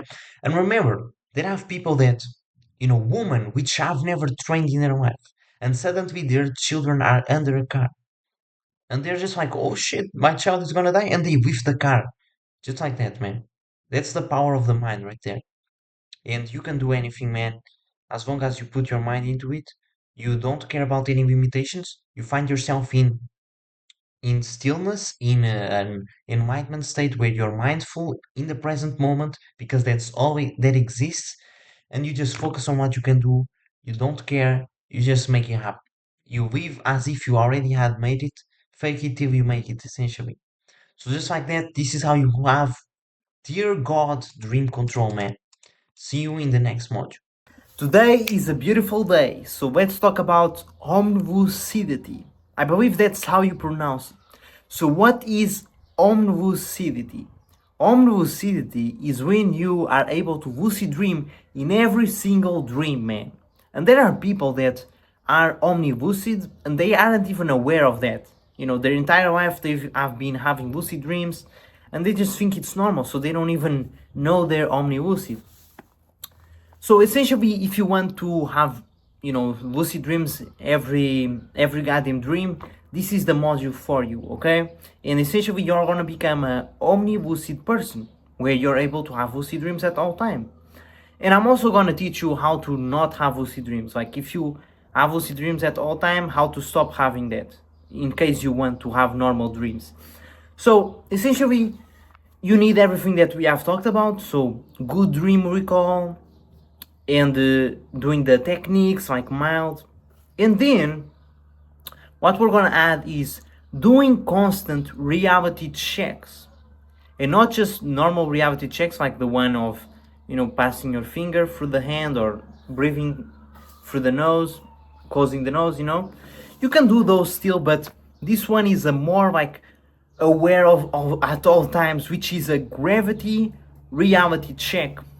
Okay, so why a gravity reality check? Because your gravity in your dreams most likely isn't the same as the one in real life. Most likely, okay? This depends person to person.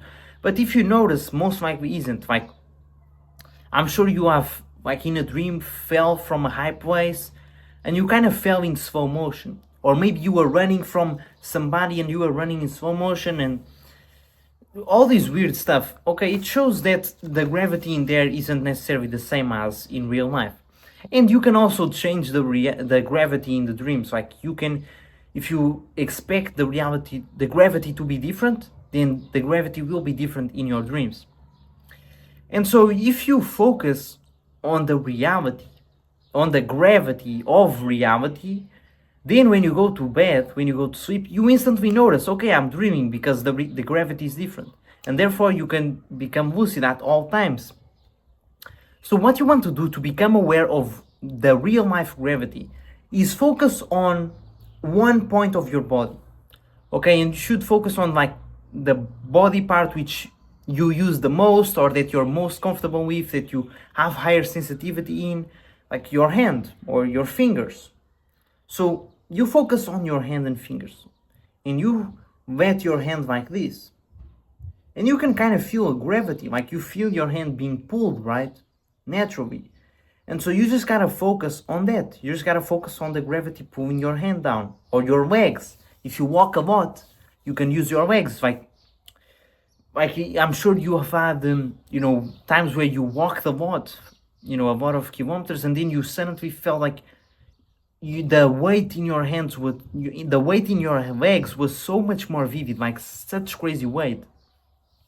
Or when you're hanging in a bar, you know, doing some pull-ups and everything, you just feel the gravity, right, pulling you down.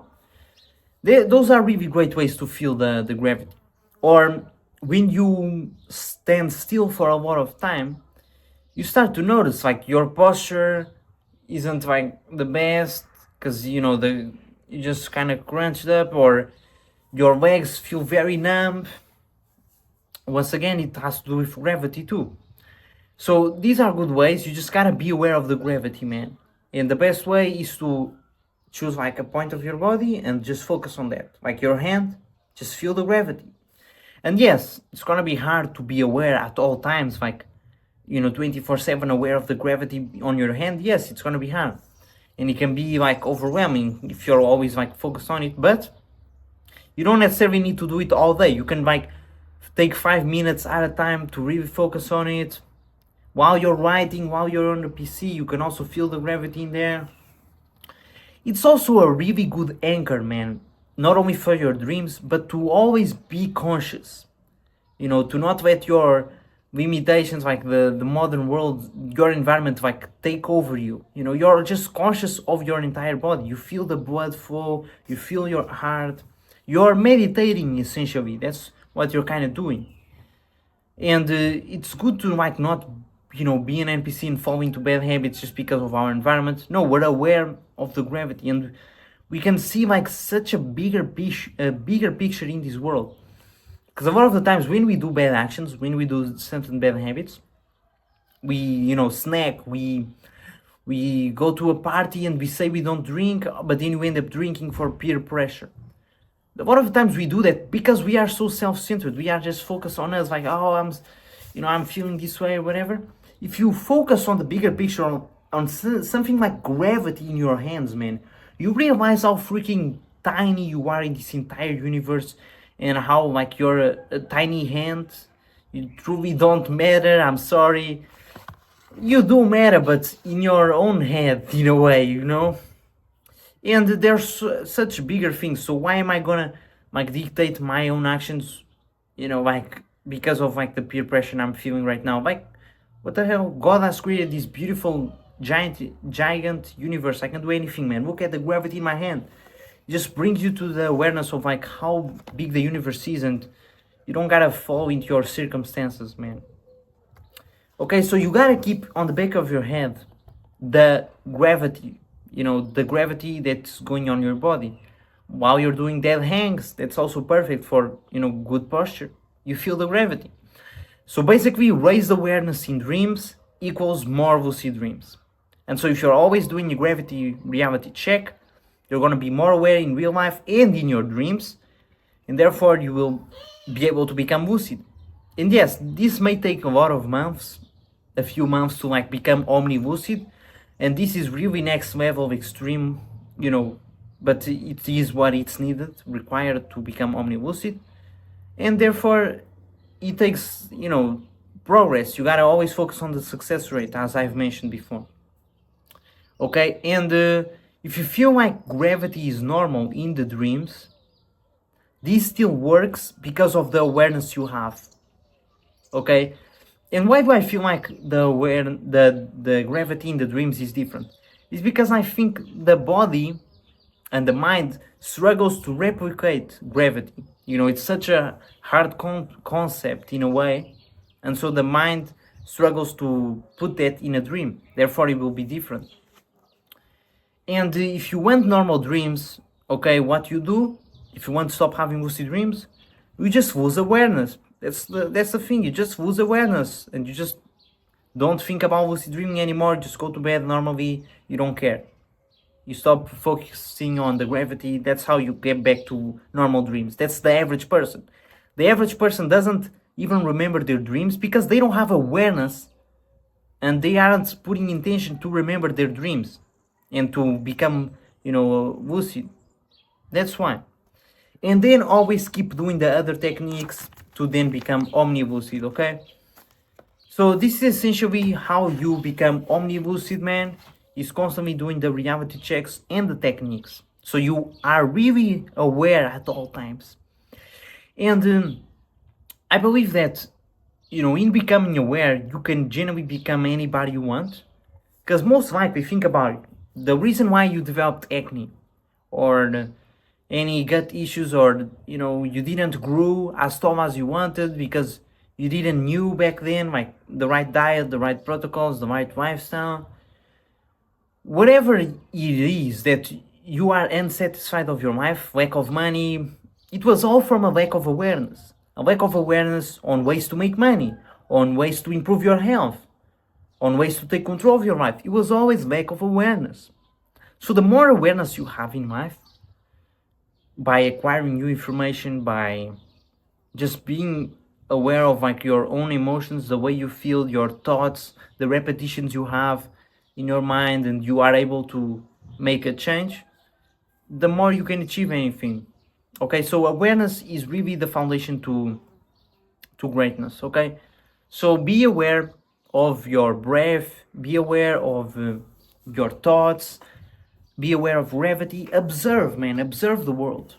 Why do we look up so much to God? You know, like, God doesn't have to be like a figure on the sky, you know, a man with a white beard. It doesn't have to be that way. It can be something inside of us, of course.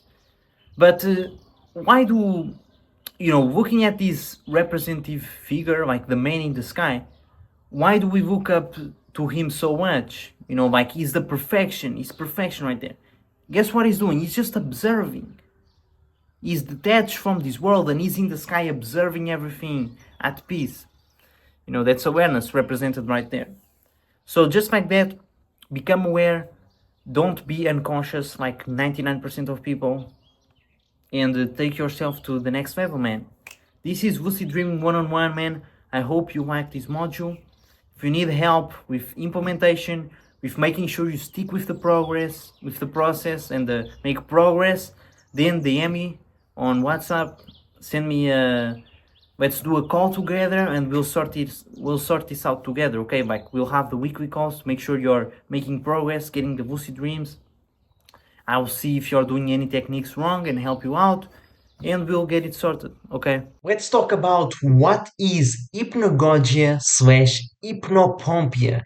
Now you might be asking yourself, what the hell are these words, man? What does this mean? So this is something that you have probably experienced that you just weren't aware of or you just didn't think too much of. And as I'm going to explain this, you're going to realize what it is and you're going to say, man, that was actually a very good experience. I want to feel it more. Let's do it. And so essentially, what this is hallucinations. Let me just make sure I'm recording. These are hallucinations that you may experience going into hypnagogia or coming out of sleep, hypnopompia. So hypnagogia is the name called for falling asleep, and hypnopompia is the name called for getting out of sleep. And in these changes of stages, like you transferring the stage that you're at, you may experience hallucinations as you're falling asleep, as you're waking up, and they can be visually, like you visualize stuff, you see things, or auditory, you hear stuff, or you feel it, you feel certain emotions. And essentially, this is a loosening of ego boundaries, and it gives you access to your subconscious mind. And you can enter this at any time without sleeping beforehand. So basically, as you're falling asleep, your the wall between the conscious and the subconscious kind of fades away and disappears. And you lose that ego, that like identity, I am this type of person self. And your subconscious just starts to literally just become one with the conscious, and things in the subconscious are able to transfer to the conscious. That's what happens. And so while you're doing these changes of stages, you can get downloads from the subconscious mind and therefore get some crazy ideas. People like Albert Einstein or Thomas Edison, they used a lot of this hypnagogic state. Okay, they used to use this to boost their creativity, solve complex physics problems, and for example, Salvador Dali, which was like that crazy painter that painted the melting clocks and everything, he not only Einstein, I believe, but he also that painter. They used to hold the key over a metal plate while falling asleep, and as soon as they were falling asleep, they'd get some images in their head, and then they let go the key, and the key wakes them up, and then they write everything or paint what's going on in their mind, in their hallucinations. And so these people would go to this state, this hypnagogic state, with questions in their mind, complex physics problems that they don't know the answer for, and they go to bed, and bam, they get this answer as they're falling asleep. The answer comes from the subconscious mind, or you may call it the collective conscious, or like a download from the universe, from God, maybe, which is a theory by Carl Jung. And I truly believe that, man, because how do we go about, not having cars, not having cell phones, and suddenly somebody just gets an idea, remembers, oh, I know how to make a phone. And yes, it takes time, and they're like experiencing, and it takes progress, but they just developed a complete new idea that has never existed before. And it's very hard to get new ideas, right? If I tell you to think of a new animal, a new color, you can't.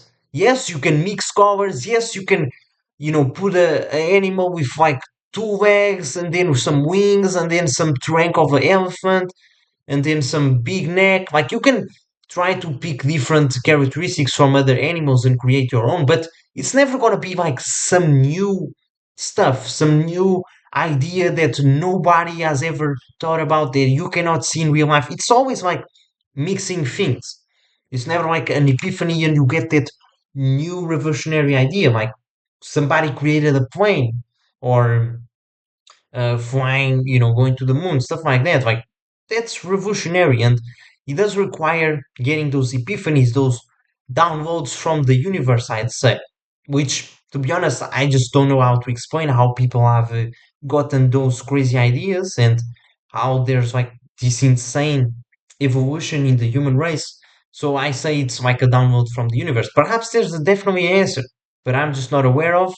If you do know, if you're God, then go comment in the communities and let me know.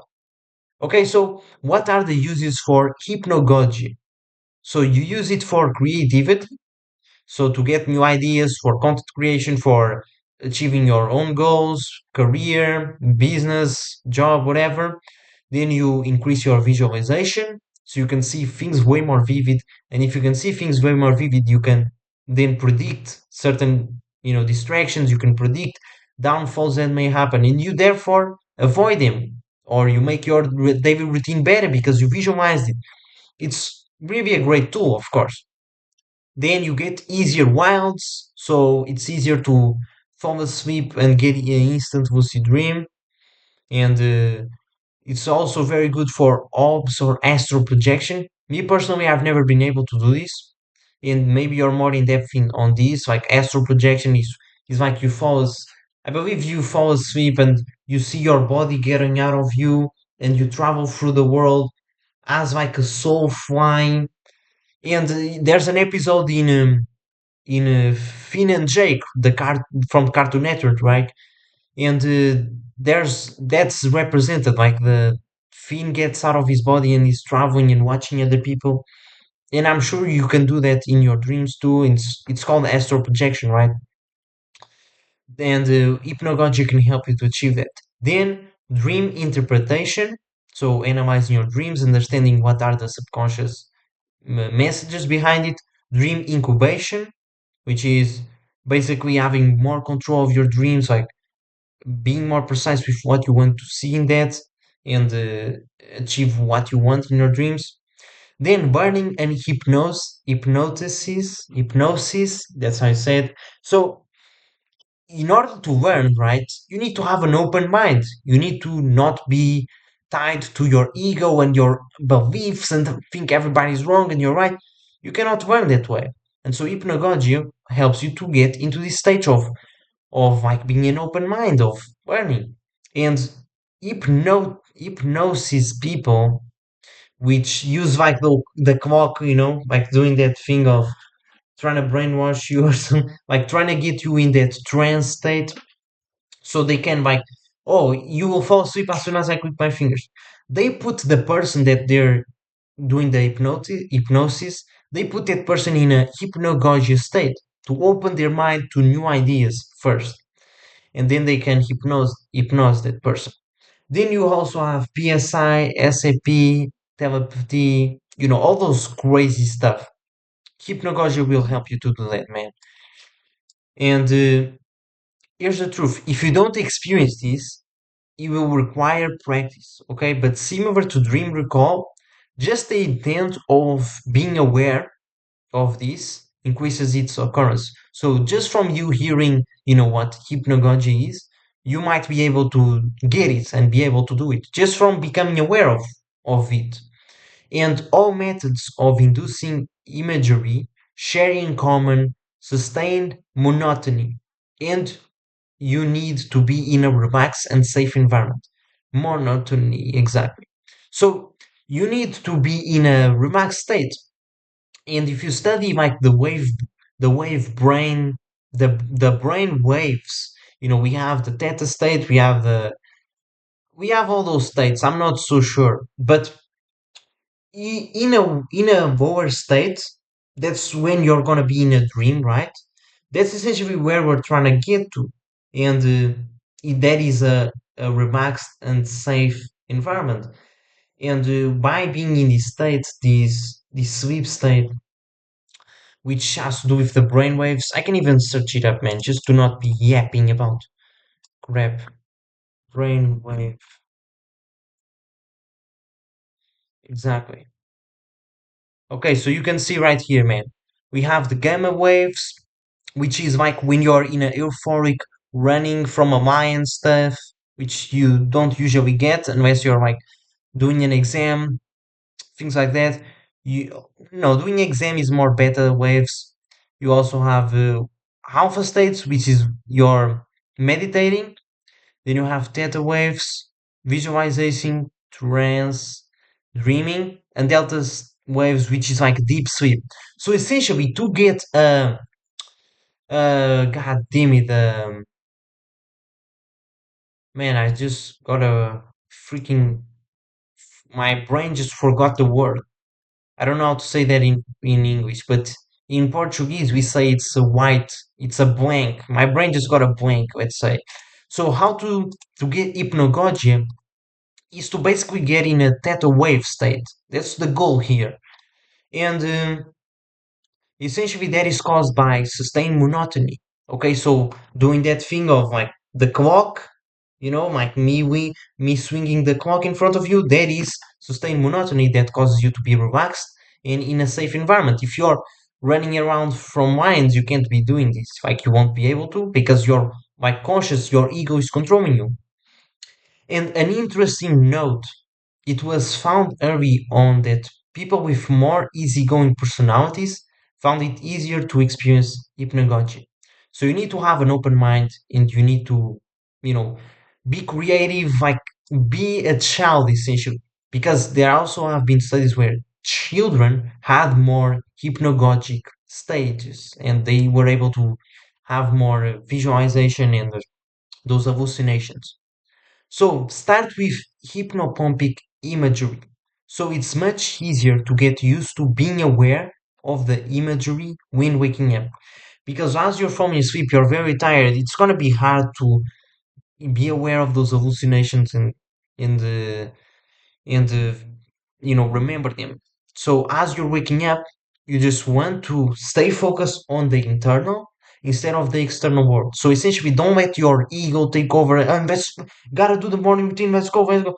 Just stay focused for 1 second as soon as you woke up, and stay still as possible. Don't move your eyes, and become detached. So just focus on your internal world, not nothing external. Don't think about the bills to pay. Don't think about whatever. Focus on the internal. And I'm sure you've had times where you were falling, where you woke up from like a small noise, and then you went back to sleep and you saw those hallucinations, and then you woke up again, like you're in a car and you're falling asleep in the back of the car, and you're dreaming, you're seeing all this stuff, and then suddenly you wake up like crazy, and and you might have like muscle contractions as you're doing this. That's also a big part of these states where you get muscle contractions and you suddenly like do this because you're in that stage, you're doing the transition, and you're gonna like confuse reality with what's actually an hallucination. Like I've told you this story, but like as I'm falling asleep, I hear my dad yelling, and then I woke up the next day not knowing if it was my dad or if it was all a dream. Or dreams were so vivid and that I didn't knew if it was actually, you know, real life or not. And today, literally today, as I was falling asleep, it was one of those days where I was just so tired. I fell asleep like feeling amazing, like, oh man, this is perfect. Life could not be better than this. Like me just going to bed right now. And as I was falling asleep, I lay down and I started seeing literally the world in 3D. Like I fall asleep and I started seeing like myself in a 3D, like super weird, man, where I was like seeing myself from third person, but also inside the cube, and I could see like more than just one reality. Like there was the floor, there was the wall, and there was also like the the bending of like a cube, you know? I was seeing multiple dimensions. Like they say the fourth dimension, time. I was kind of seeing that. I was seeing more dimensions than what you can actually see in real life. Like you see the wall, you see the closet. I was seeing more. And I want you to try that, okay? As I just said this to you, like as you fall asleep, you try to reinvent something new, man.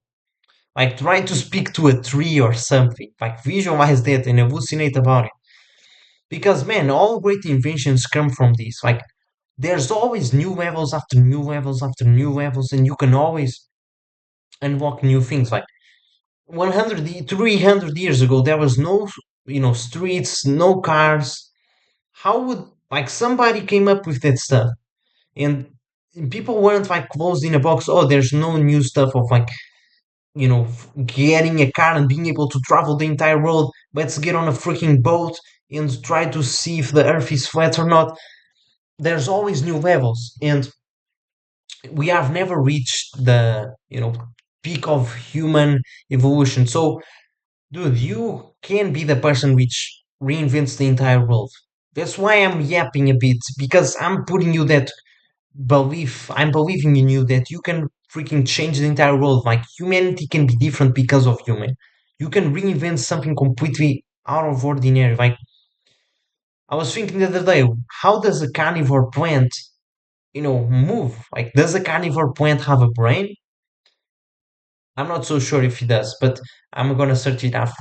If a carnivore plant that eats flies, if the plant has a brain to move or a nervous system or whatever, can we speak to that nervous system? Can we, try to speak with it? Can we put an artificial intelligence inside the plant and the plant moves with the artificial intelligence? You know how crazy I just came up with this? Just like that, it can be a revolutionary idea if you pick it up. You can become a billionaire with what I just told you. But guess what? You're being closed-minded, man. Okay. And you gotta use the hallucinations to be able to come up with the ideas, the solutions to make the plant use the intelligence, the artificial intelligence. You know what I'm saying?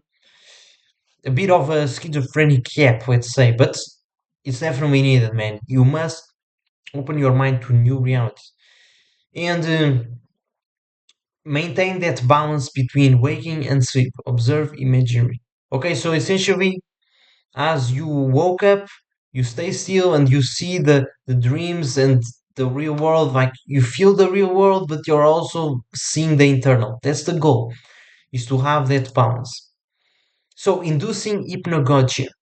You need to be as relaxed as you are when going to sleep, and enough to observe hypnagogia without blocking it by the ego, aka let your guard down, aka let go, aka don't put importance over it.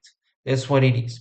So you need to be relaxed as you're going to bed and observe yourself falling asleep. Observe the dream starting to appear. Observe the wall between the conscious and subconscious fading away. That's what you should do.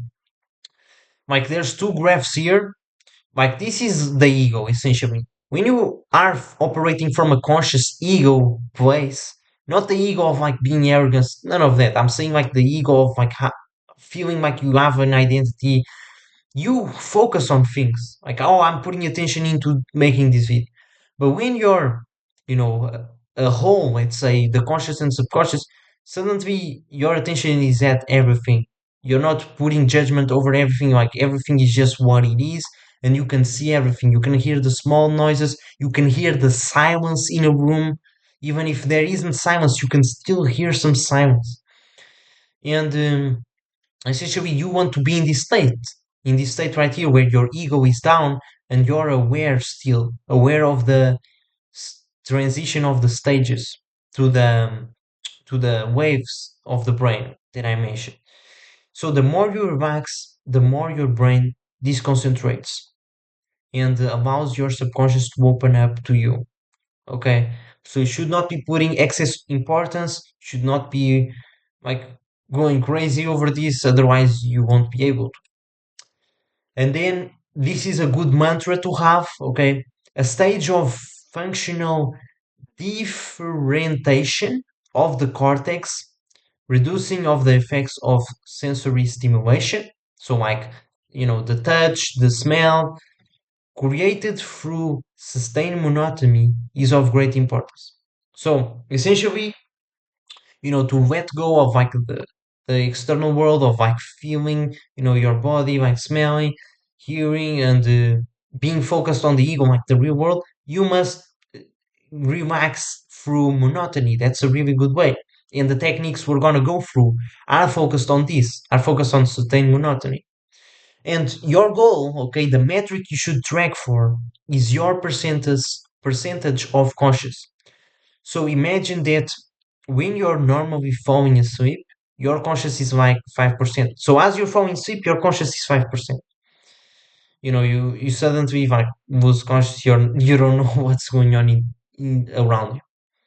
So you're unaware of everything, but can be woken up by sudden external cues. So if somebody hits your door at night, you woke up. Okay, so you're unaware of everything, but can be woken up easily. That's 5%. Your goal should be to get to 80%, 8%, where you're pretty unaware, but may get awakened by some strange images you soon forget. So you are falling asleep and then you start seeing some images, some hallucinations, and then you kind of woke up a bit and then you fell asleep again, and that's the goal because you're aware of those hallucinations. In the 5% you aren't. Then you want to get to 12%, which is you're more aware of the hypnagogic images and can recall some for moments upon waking. So as you wake up, you can remember those hypnagogic images, like the one I mentioned of seeing things in like multiple 3D images or stuff, like different dimensions that I saw. Like I remember that vividly, and it was as I was falling asleep. That's when I got there. Like I was so tired, so drained from the day, and I just started seeing all of that, and I started feeling my body like moving. That's another thing with hallucinations. You might feel your body moving. Maybe you feel like the bed is moving a bit. That can happen. And then 50%, 15%, you can more clearly observe hypnagogia without suddenly waking up with better recall. So, like the dream recall, you can remember, the hallucinations you had. So, just like that, this is your metric to go for. You should be trying to increase your percentage of awareness. And then, what are the drowned sinus and effort to think? Drowned sinus plus an effort to think. What is this? This is a finding from Silberer, which is a friend of Carl Jung and Sigmund Freud, I believe. And he was like one of the greatest persons to study this stuff. And so, all the techniques, the base of all techniques, he found if the tension between being drowsy and thinking could be maintained, hypnagogy could occur, which he called the auto-symbolic phenomenon. And why? Because in drowsiness, his thoughts were replaced by images. He theorized this was because the brain is too tired to go on thinking in an analytical form, so picture form became easier. Some people have different reasons, okay? Basically, your brain switching to an easier form of thinking. This often creates sustained monotony. Okay, so essentially what does this mean? Is that you should be feeling in a drowsy state when you're like tired, as I mentioned I was, and you're also aware, you're also thinking. But thinking becomes so tiring to think because you're just so tired that the best way for your brain to think is through images because it's easier. As children, when we wanted to speak, the first time we tried to speak, was it with speaking like I am right now, or was it through drawing images and painting? It was through drawing images and painting. So it's a lot easier to picture images and draw than to actually have an analytical mind and speaking and doing math, of course. And therefore, that's like the stage you gotta be in between, man. So this is essentially the introduction of what is hypnagogia, the greatest people that you should study to know this more in depth. If you want to go, is Silberer, and essentially all the techniques are going to be based on sustained monotony, and your goal should be increase the percentage of your conscious while doing these exercises. Okay, so just like that, man. See you in the next module. Let's go, man. This is gonna be an exciting journey. Let's talk about the best mental state to be in to have hypnagogia. So if you've man, I'm gonna keep that in. So if you've just watched the last module where I introduced the topic of hypnagogia, you probably noticed that I was stuttering, I was spelling words wrong, I had the blank, I didn't remember the word. Just like that, man. I am literally right now in the perfect stage of achieving hypnagogia because I'm just so sleepy, so tired. Like, I just feel mental fatigue. And why am I feeling this way? Because if you can feel this way as I am right now, it's so easy to just be in that sleepy stage, those, theta waves brain stage that we went over. It's a lot easier to enter that and then have hypnagogia, get those, hallucinations. So the thing I had today was a math exam, and I stayed up later yesterday studying for it. And then as I was in the math exam, I was like overthinking about it for 1 hour, like studying for it, because I had 1 hour to study before the exam. And then my friend was like, oh, I'm gonna use ChatGPT, I'm gonna copy everything. So I was like, oh crap, man, I should have my phone. But I didn't bring my phone because I left my phone at home. Because I told myself, no phone, no cheating, let's actually just walk in and get a good grade with my own knowledge. And then I had to run home in like 5 minutes to not miss the exam and get my phone and then come back. And then as I am in the exam, I'm like speaking to this dude.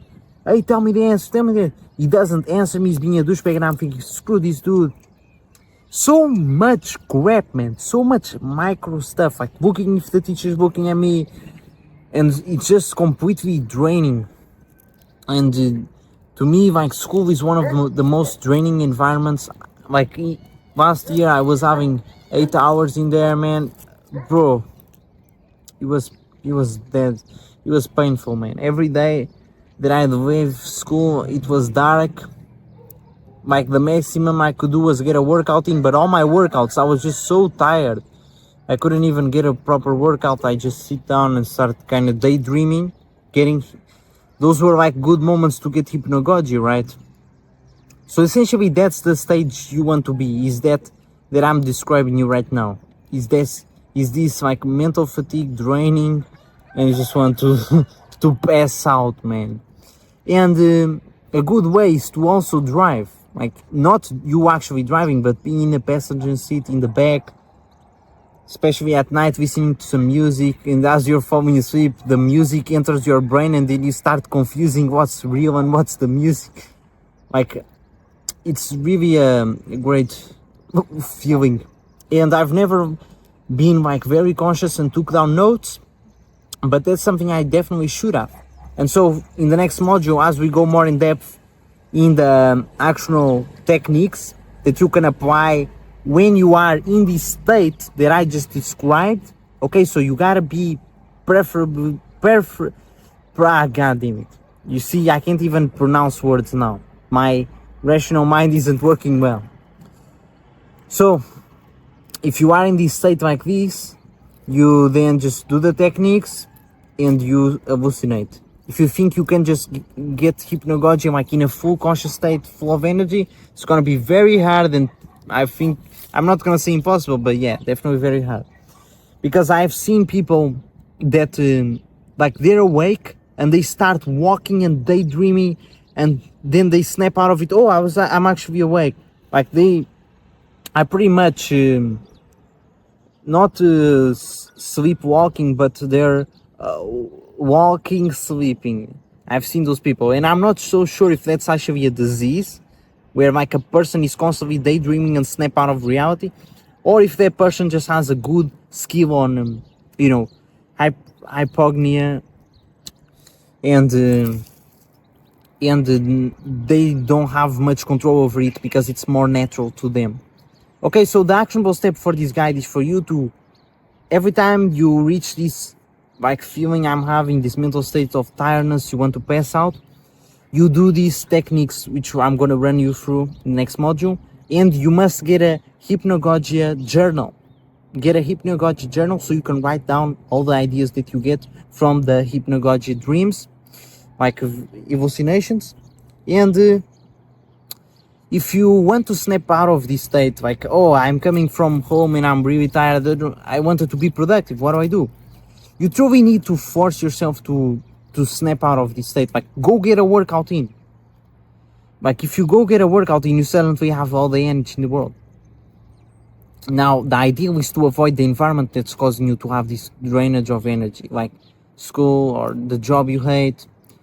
But on the other hand, if you are wanting to master hypnagogia, this is actually a good thing. So you should think to yourself, like, what is the, in my routine, what is the place or what is the time that I'm in this state of like fogginess and I want to fall asleep?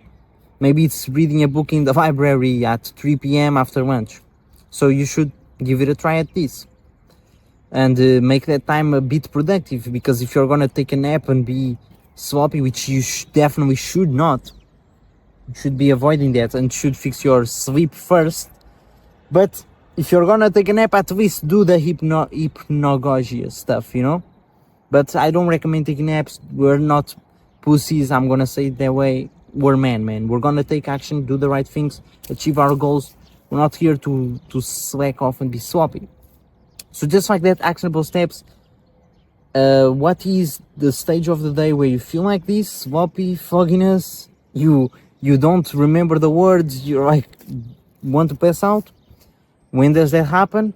If you want to solve that, like it's constantly happening, then you gotta change the environment, change the habits you're doing, get a workout in the morning, good morning routine, cold plunge. Then, if it's actually on purpose, you get in this foggy, sleepy stage to get hypnagogia, get a dream journal. Every time you hit hypnagogia, you journal it out, and you get crazy ideas for your business, for your personal life, and self-development journey, man. So see you in the next module. Go take action. Let's go through the techniques in order to enter hypnagogia at any time. So remember, in order to enter hypnagogia, in a state of hypnagogia, you must remember that you need drowsiness and an effort to think. So you need to be in that sleepy stage where you're like so tired you can't even think straight. Your analytical and rational brain is kind of turning off, and so you use images as a way to think because it's easier. So that's the state you need to be in. You can't be fully unconscious like sleeping. No, you need to have some awareness and be able to think a bit, but also too tired to think, and therefore you use images. And this is caused by sustained monotony. Like you're in the car, it's always the same thing. Somebody's driving you and you're in the back just falling asleep due to the sustained monotony. And if the car suddenly just got an accident, you would not be able to enter the state, right? Because it was not monotony. It was like a sudden out of nowhere, action. So you need the sustained monotony. Okay, so let's go through the techniques. We have imitate hypnagogy. So this is a technique that works like this. You must think of random images. And you can do these techniques right now, man, or write them down to make sure you apply them. Okay, so you want to think of random images. And these images can be literally anything, man. Literally anything that your mind comes up with. It can be, disgusting, really, really disturbing images. It doesn't matter. Just think of whatever is on your mind. Just think of images, okay? No limitations. Sexual image, whatever, man. Just think of anything. Okay, and do this effortlessly, like you're thinking about them. And you'll notice that they start to become out of control. Okay? And these images, that's why I mentioned the sexual ones, because I don't know why, man, but to me, like when the images start to get out of control, it tends to go into that realm, okay? Not that you should have those, you should not be a lustful man, of course. That was just a random side note, don't judge me. Okay, so you start to get images out of control, right? And then you realize that you're observing hypnagogy because these images are out of control, what's going on? And then you snap out of it and you wake up, oh my god, I just was having these random images. You write them down and then you repeat. And just like that, by you repeating this cycle, you are mastering the skill. You are becoming better and better and better. And remember to write it down because that's how you get results with hypnagogy. That you need to be productive here. Like if get ideas from your subconscious, you gotta write them down to remember. And by remembering, you get good hypnagogy recall, just like in the dream recall. It's the same thing here that allows you to do more and more. Let's talk about another technique, which is the talking method. So essentially, you want to very passively hold a conversation with yourself, like you're speaking with your own voice inside of you, or you're speaking to a fake friend you have in your mind. Like you can create, some friends, not some schizophrenic stuff, but you can like speak to your ideal version of you and just have that person inside of your mind and just hold a conversation with them or pretend you're speaking to a famous person or whoever, man. Or I've never tried this with somebody in real person because I don't know, you can seem like weird if they don't understand what is hypnagogia. If they understand, then yes, you can do with that with them, and you won't feel like the environment isn't aligned with you. Therefore, you are able to do this. If you feel like the environment you're in is like, oh, I can't be doing this, then you won't. But if you're doing this with a friend that is on the same journey, then you can definitely do this with them. So just hold a conversation with them, and then you lose some awareness due to the sustained monotony of the conversation in your mind or with that friend. And then you enter hypnagogia where you start thinking and seeing images of random crap. Okay, when this happened, I was not trying to induce hypnagogia. Like when I tried this, I was simply holding a simple conversation while being tired. Essentially, I was keeping myself up, and that's the perfect place to start experiencing hypnagogia. So, yeah, if you're like a lot of people, let's say they're driving, literally, they're driving and they're speaking to somebody on the side just to not fall asleep, and they get so tired that they start getting hypnagogia while driving. That definitely happens. And of course, don't do that, man. You don't want to die. But this is essentially what we want here, man. Then we have the focus on one thing method. And this seems to be the most common in the hypnagogy technique stage. Like if with my research, the most common technique was this one right here, okay? So it is simple. Focus on one thing. A simple image like a rose. The most common object that people mentioned was like a rose. Not sure why, but you can do with anything. A rose, a book, and just think of a rose, okay? And then this stops usual forms of daydream imagery. Like you're forcing yourself to think of a rose, and this will stop you for to do any random daydreaming, and therefore you will then enter hypnagogy because you're getting so tired of forcing yourself to think on a rose that suddenly your brain just like snaps out and you're hallucinating of random crap because you're stopping yourself from daydreaming, being like conscious and fully aware of what you are creating in your mind. And therefore, your subconscious starts to take control. And then you enter the hypnagogy, which is like the images are made by the subconscious.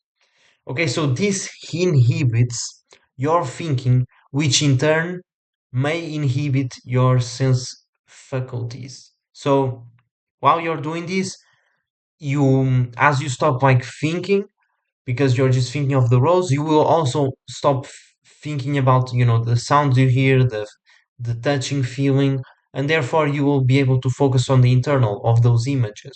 Okay, Then we have the arm method, and this was what Thomas Edison did.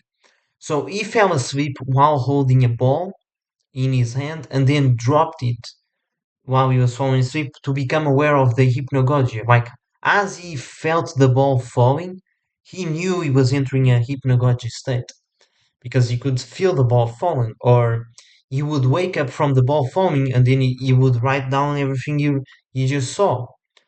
Or you can just hold your arm up, okay? And this has been used by people researching hypnagogia.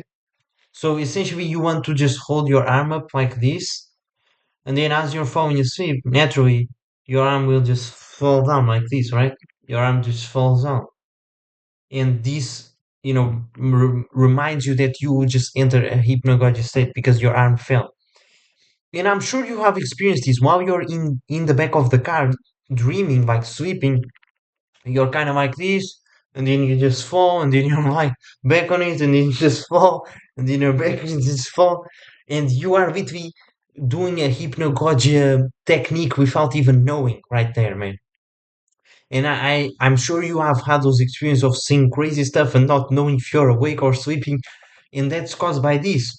And if only you had written down those ideas, man, you probably could have gotten $1 million business idea and could have gotten rich already. Who knows? Okay, some other techniques, man. I don't focus on these because they require a bit more effort or cost, but have been used with success. So we have biofeedback. So you want a machine that, with a microphone connected to your headphones, amplifies and plays your breathing back to you. So as you're falling asleep, you'll be breathing a lot deeper, and then you can hear your breathing getting deeper because you have the headphones, and therefore you can become aware that you are, in that hypnagogic state because you can hear your breathing, louder. Essentially, the breathing will be the anchor between the reality and the hypnagogic state to keep yourself like aware, still awake a bit, and not fall asleep. And this does take, you connecting your headphones and a microphone, and you should put the settings like in a way that it doesn't suppress, background noise. Because if it suppresses background noise, your microphone won't catch up your breathing. Then we have the Dormio. This is not something for sale, but it is like something you can create if you're a nerd, a geek of tech. I don't know, man. If you're able to build this up, this is something you wear on your hand, and it can track when you're falling asleep and play audio cues that allow you to also for dream incubation. So it allows you to have better control of your dreams, to let you know that you're dreaming. And this was something used and created for this stuff for hypnagogy, but it's not something at sale. So you would have to build it up, which I believe it's kind of simple. If you search up Dormio, like if you understand about tech, you can build this up. Okay, then we have shallow breathing. So this increases of carbon monoxide into the blood by means of shallow breathing, which will make you lose some conscious. Like if you, we have talked about how like breath hunger and increasing your carbon dioxide is good, and in terms of like health. But if you do it too much, like if you're literally holding your breath, eventually you'll pass out, of course. And essentially, what you want to do here is like do some shallow breathing, and you'll lose some conscious faster, and then you'll enter hypnagogia. And I'm not so sure if this will actually work because as you fall asleep, you'll probably go back to breathing normally, and therefore you will mess up and not be able to be aware. So yes, these are some techniques that I wouldn't say they're like the top tier ones. I would say that the best one is definitely this one right here, the first one of the thinking images. This is definitely the go-to, man. If you want to try for the first time, definitely go for this one. Then we also have this one, it's really good, and this one is also good. And the arm method is also good, but it's kind of like who the hell wants to be, falling asleep with their arm up? Who the hell wants to do that? So let's actually talk about some, aside from the techniques. Okay, we have covered all the techniques. I just want to go through a bit more in depth on like being able to control hypnagogia and more in depth on the actual uses of hypnagogia, because the biggest thing is having a good intention behind doing these practices. If you're doing them just for the sake of doing them, it's kind of like useless, man. Like, why do you want to just, become a bit schizophrenic doing these techniques like with no intention? So it's very important the mental expectations and frame you go into doing this to therefore get the best results. And that's what we're gonna cover. So controlling and prolonging hypnagogy. How do you do this? The use of will should be put aside. Make suggestions without effort. If you want a certain answer, okay, so essentially what you want to do is not put excess importance on, like as your phone sleep, not put excess importance, but make some suggestions. Like if you are in that hypnagogic state, you can ask yourself, oh, what should I do with my job? I don't like that. Like you make those suggestions. Or today I had a lucid dream, and it's related with hypnagogy. I had a lucid dream where I saw this girl, and there was like a tornado recently here in Portugal, and the dream had to do with the tornado. And this girl that lives close to me, like, was affected by the tornado, and for some reason she was now in my house. She had to live with me or something. And so I literally started making I started making the suggestions of, like, after the tornado happened, I started making the suggestions of, oh, her house was broken, she has to live with me. And I was just making those suggestions, and the dream was literally going perfect as I wanted to go. And it wasn't like I was fully lucid, like, oh man, I'ma make this stuff happen in my dream, make this girl live with me or something. No, it was more like suggestions. Oh, the tornado happened. Oh, the mother called my mom and she now lives with us. Like, that was such a weird dream, and I didn't even feel like I was lucid in it, but I was just making the suggestions. And as I woke up, I was like, holy crap, man, this was a really good dream. It just went like, I wanted to go in real life, or, if I could control the dream fully, that's how I want to go. And all I used was suggestions. And even like dark, deep stuff, I never thought about this girl. Like, she's in my class. I never thought about her too much. I've known her since like kindergarten. I never think too much about her. And just like that, in the dream, I made the suggestion that she was getting with me, and I was like stealing the girl from this dude that I used to be friends with, and he betrayed me. And just like that, I got a lot of insights of like deep subconscious desires that I have that I wasn't even aware. And I'm not saying you should, like, I'm not gonna like put a lot of importance on this and suddenly view the girl in a different way and see her like, oh, she's the right girl, and put it on a pedestal. No, that was all in my mind. I'm aware of that. But it's just good to gain this conscious that even deep down in the subconscious there are some desires there that perhaps you're not aware and should be taken into account. Okay? So that was a quick side note. If you want a certain answer before doing the hypnagogy, go in with that intention. So as I was saying, if like there was one dude who had a problem with their job, so he just asked, "What do I do in my job?" And he went to hypnagogy and he got the answers. Or you have this math problem. What do I do with this math problem? And you solve it. That's how you do it. So make suggestions very passively. From my experience, it's much easier in hypnopompia, which is like after you woke up, you do this right here. You ask yourself the question and you get into it. So make those suggestions very passively. Or silently ask the hallucinations for something. So you can just, as you're seeing the hallucinations, you ask literally out loud or think, of the things you want. You just need to put your intention out there, like the one with the girl that I just told you.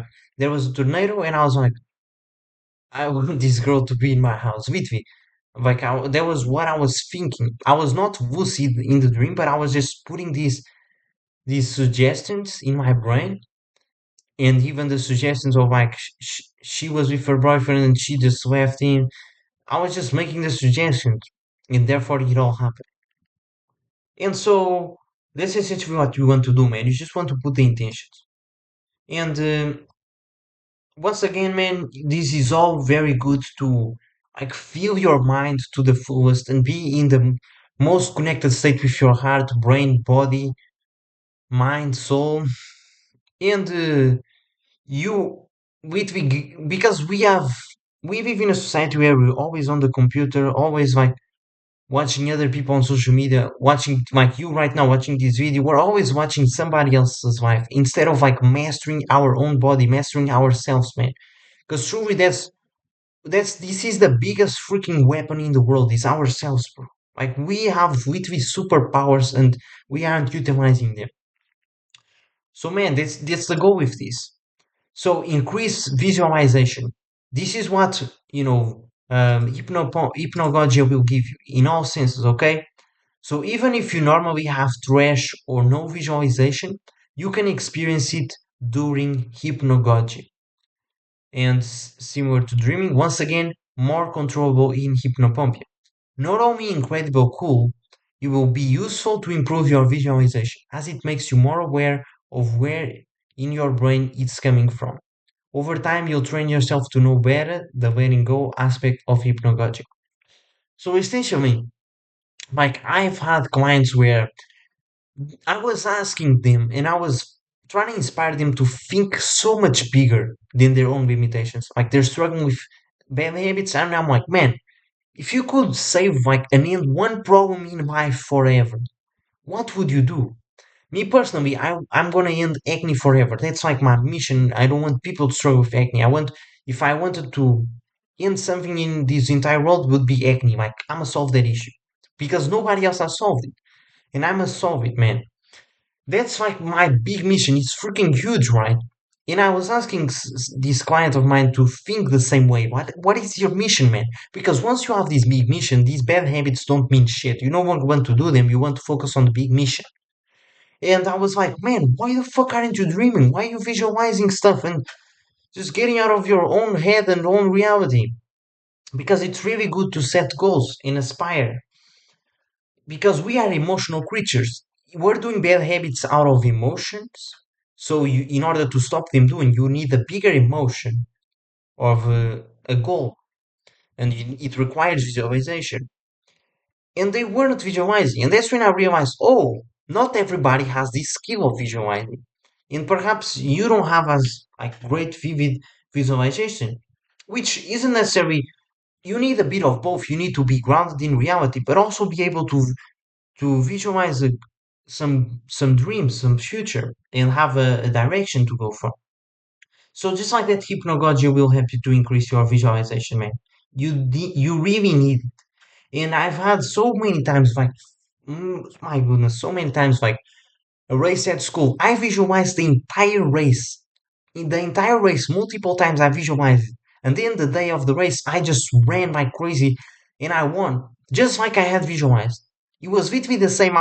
After I finished the race, I was like, what the fuck, man? I literally saw everything in my head. And after I won, I was not like celebrating, going crazy because I already knew I had won.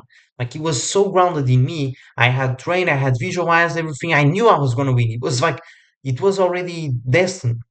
And it was with visualization. I've also had times where I'm playing like a simple game, some paddle with my dad or brothers or brother, and then we're losing, and it's like 1 point to 10 points, and I'm like, oh crap, I'm a winner. I don't care, I'm a win. And I visualize in real time as we are winning by 10 points. I visualize us winning, and then we come back and we get those 15 points. Or as I'm going to school, I'm late. I visualize the teacher not arriving to school. I visualize myself arriving and the teacher isn't there, and the classmates are all outside. There's no class, or the teacher is late. I visualize it, and bam, it works, and the teacher isn't there. So many times, man. And I do feel like we have this superpower of predicting the future, as in the future has already happened and we know it, and everything happens for a reason type stuff. And so, like, we are able to enter a bit of the future and see it and know it already, and that's why we can visualize it. And I think having a deja vu is kind of like a glitch where you already knew the future, but You just hadn't become aware of it, and then in the moment it happened, and you were like aware of your awareness of the future, and that's why you feel deja vu. So yeah, I'm not too sure about it, but that's what I feel like, man. Then we have dream and symbol interpretation. What better place to interpret a dream than a dreamlike state? So essentially, this is a quote from that guy that I mentioned that's really in deep in this. Essentially, what he says, okay, is for you to analyze your dreams, analyze any subconscious beliefs in your own dreams.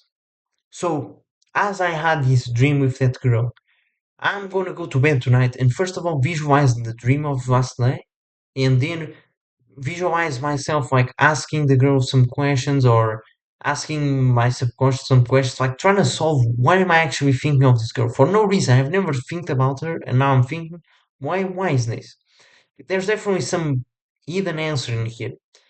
And then today, as I'm gonna fall asleep, I'm gonna try to go back into the last dream and see the girl again and ask her and speak to her and interpret the last dream and literally ask her what did the dream of yesterday mean, and therefore the subconscious will answer it because the girl is my subconscious. It's literally me, man. Everybody in your dream is you. Okay, so literally the best way to interpret a dream is in your dreams. The critical faculties are largely in abeyance. The thought processes are still of the nature of undirected thinking, as in the dream itself, and the dream thoughts are detailed and without elaboration or other alteration. In addition, the dream thoughts are still as it were echoing in the mind, and the effective state is unaltered, so that the whole subject state is the same or practically the same as that which exists during the dream, which state can never again be fully achieved. The interpretation obtained has that note of reality and certainty which a true and real self-knowledge alone can give. So a bit confusing, yes, and perhaps my reading wasn't best, but remember I can speak two words, man, Portuguese and English, okay? Not a natural, English speaker. So essentially what he just said is that your dreams, your subconscious literally know more than your conscious. So if you want to interpret a dream, ask a dream character, ask in your dreams, because they have a better answer than your own conscious mind. Okay, so yeah, that's exactly what it is. Then creativity. Many people use it for creative insights as it lowers ego boundaries, making you more open and receptive to things. You don't have your conscious brain blocking shit. This is probably why people often get creative insights closer to sleep. By creativity, I mean also solving problems when you can't seem to get the answer while fully awake, because I love reading and occasionally writing. It's awesome getting effortless new sentences to write, and I don't consciously think. So essentially, a good way to use hypnagogy is to get like good journaling insights. It can be from self-development, it can be from, if you write a book, if you write for work, you get those hypnagogy thoughts and then you write it down. And that's a really good way to use creative insights or for filmmaking. And like something I tried to do was getting dreams and then in real life try to recreate them through recording. That's something crazy that you can do for movies, man. And this is a really good way for creativity, like writing. You get subconscious ideas and just it's easy mode. Then physics stuff, telepathy, astral projection, all that stuff. Hypnagogy or similar states in lots of paranormal exercises is a prerequisite because he opens your brain and lets down your conscious walls. There was one guy who believed psychic images were those that appear before you think of them, and that was how you differentiate between them and imaginary ones. Not sure of that, but take it as you will. Several subjects remarked feeling like they could obtain an answer to any question, a feeling of all knowing and understanding. So essentially, with hypnagogia, you open your brain, you let down the ego, and the difference between like psychic images are those that appear before you think of them. So the imagery ones are the ones you consciously think of images, and the psychic images are the ones you that just appear before you think of them. This is what this guy taught, and essentially, I believe this is what hypnagogy is. It's like those psychic images, and a lot of people they take drugs to get these psychic images when they can literally get it naturally through doing these techniques that I'm telling you, and they do drugs to get more creative and all this stuff, but you can do it naturally, man. No need for that crap. And the guy that I mentioned, he used to think that when you get psychic images, like though you enter hypnagogy and you start getting images that weren't really you thinking, he said that these images were coming from somebody else's brain. And that was like his take. The guy that I mentioned in the last module that was friends with Carl Jung, I think he does have some point there, I guess, because Carl Jung mentions the collective subconscious where we're like able to get downloads from the universe, and in a way our brains are all connected to this big cloud in the universe, and therefore you can suddenly come up with new ideas that were in other people's brains. And that's why you see people randomly just learning how to speak other languages. Like they've never practiced it and they randomly can speak it. It was like if they went to the cloud in the sky, the collective conscious, subconscious, and they got those downloads from there and now they can do it. So it does have some point in there, man, but I'm not so sure. Like these psychic images can be from somebody else's brain. Who knows? It's like iPhone. How do you call it, man? The iPhone, you send the image to another iPhone. That's what it is. Like, forgot the name, man. Several subjects were marked feeling like they were, full. Essentially, you are complete. Like, you feel the God inside of you. Then we have tupamancy, which is essentially you creating fake friends. Not fake, like friends inside your mind. Becoming essentially a bit schizophrenic. So if you're getting problems with getting answers from your imaginary friend, what a better place than hypnagogia? Of course, it's not an entire replacement, but it can certainly help you take some effort off you. Creating a tulpa, which is an imaginary friend, is quite literally blowing your ego boundaries to have another one speak. So if you're struggling, hypnagogia, hypnopompia may be able to supercharge it. As I said earlier, a very simple and monotone convo can even induce further hypnagogia. Vamos, so win, win, win, win, win. So essentially, what does this mean? In order to create an imaginary friend in your mind, you need to lower your ego. Like if you just have a high ego, you will not be able to create a friend in your mind. And this can be good. Like you can create a Mr. Triumph, which is basically the version of yourself that will do everything right and is always supporting you and always telling you, you did a good job here, man. Good job. You just recorded a module for your program. Good job, man. You know what I'm saying? You can create that imaginary friend that's always supporting. So that's how you do it, man.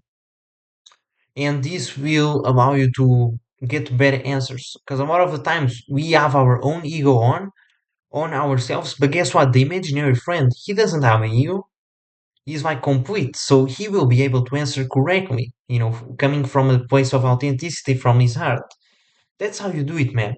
So that's essentially what tulpamancy is, and you can do this in your dreams. You can have imaginary friends that you see over and over again in the dreams. Now I just remembered something. I told you the story of the girl. What I'm gonna do is, when I see that girl in school, I'm gonna do a reality check, man. And therefore, in the dream, if I see her again, I will do a reality check too. Great freaking insight right here. Okay, so this was essentially everything on hypnagogia. As of right now, man, go take action, go do the techniques if you feel sleepy, and if you have any questions, if you feel like you don't even want to enter hypnagogia, like after work I'm always tired, boy, I'm just so tired. I always fell into hypnagogia. I want to stop this, man. If you want to stop that, I'm gonna tell you just get out of the environment that's draining your energy. If you're not able to, then what I recommend is you come from work and instantly go to bed. Okay, do the hypnagogy, do the lucid dreaming, go to bed at like 5 p.m., 6 p.m., 7 p.m. Don't have dinner. And then wake up at 4 a.m. And at 4 a.m., you're full of energy. You can do your workout, you can read, you can meditate, you can do anything you want. And then you work on your business to then escape the job, which is draining your energy. And if you're okay, like you just feel tired once in a while, you do the hypnagogy. That's what you do, man.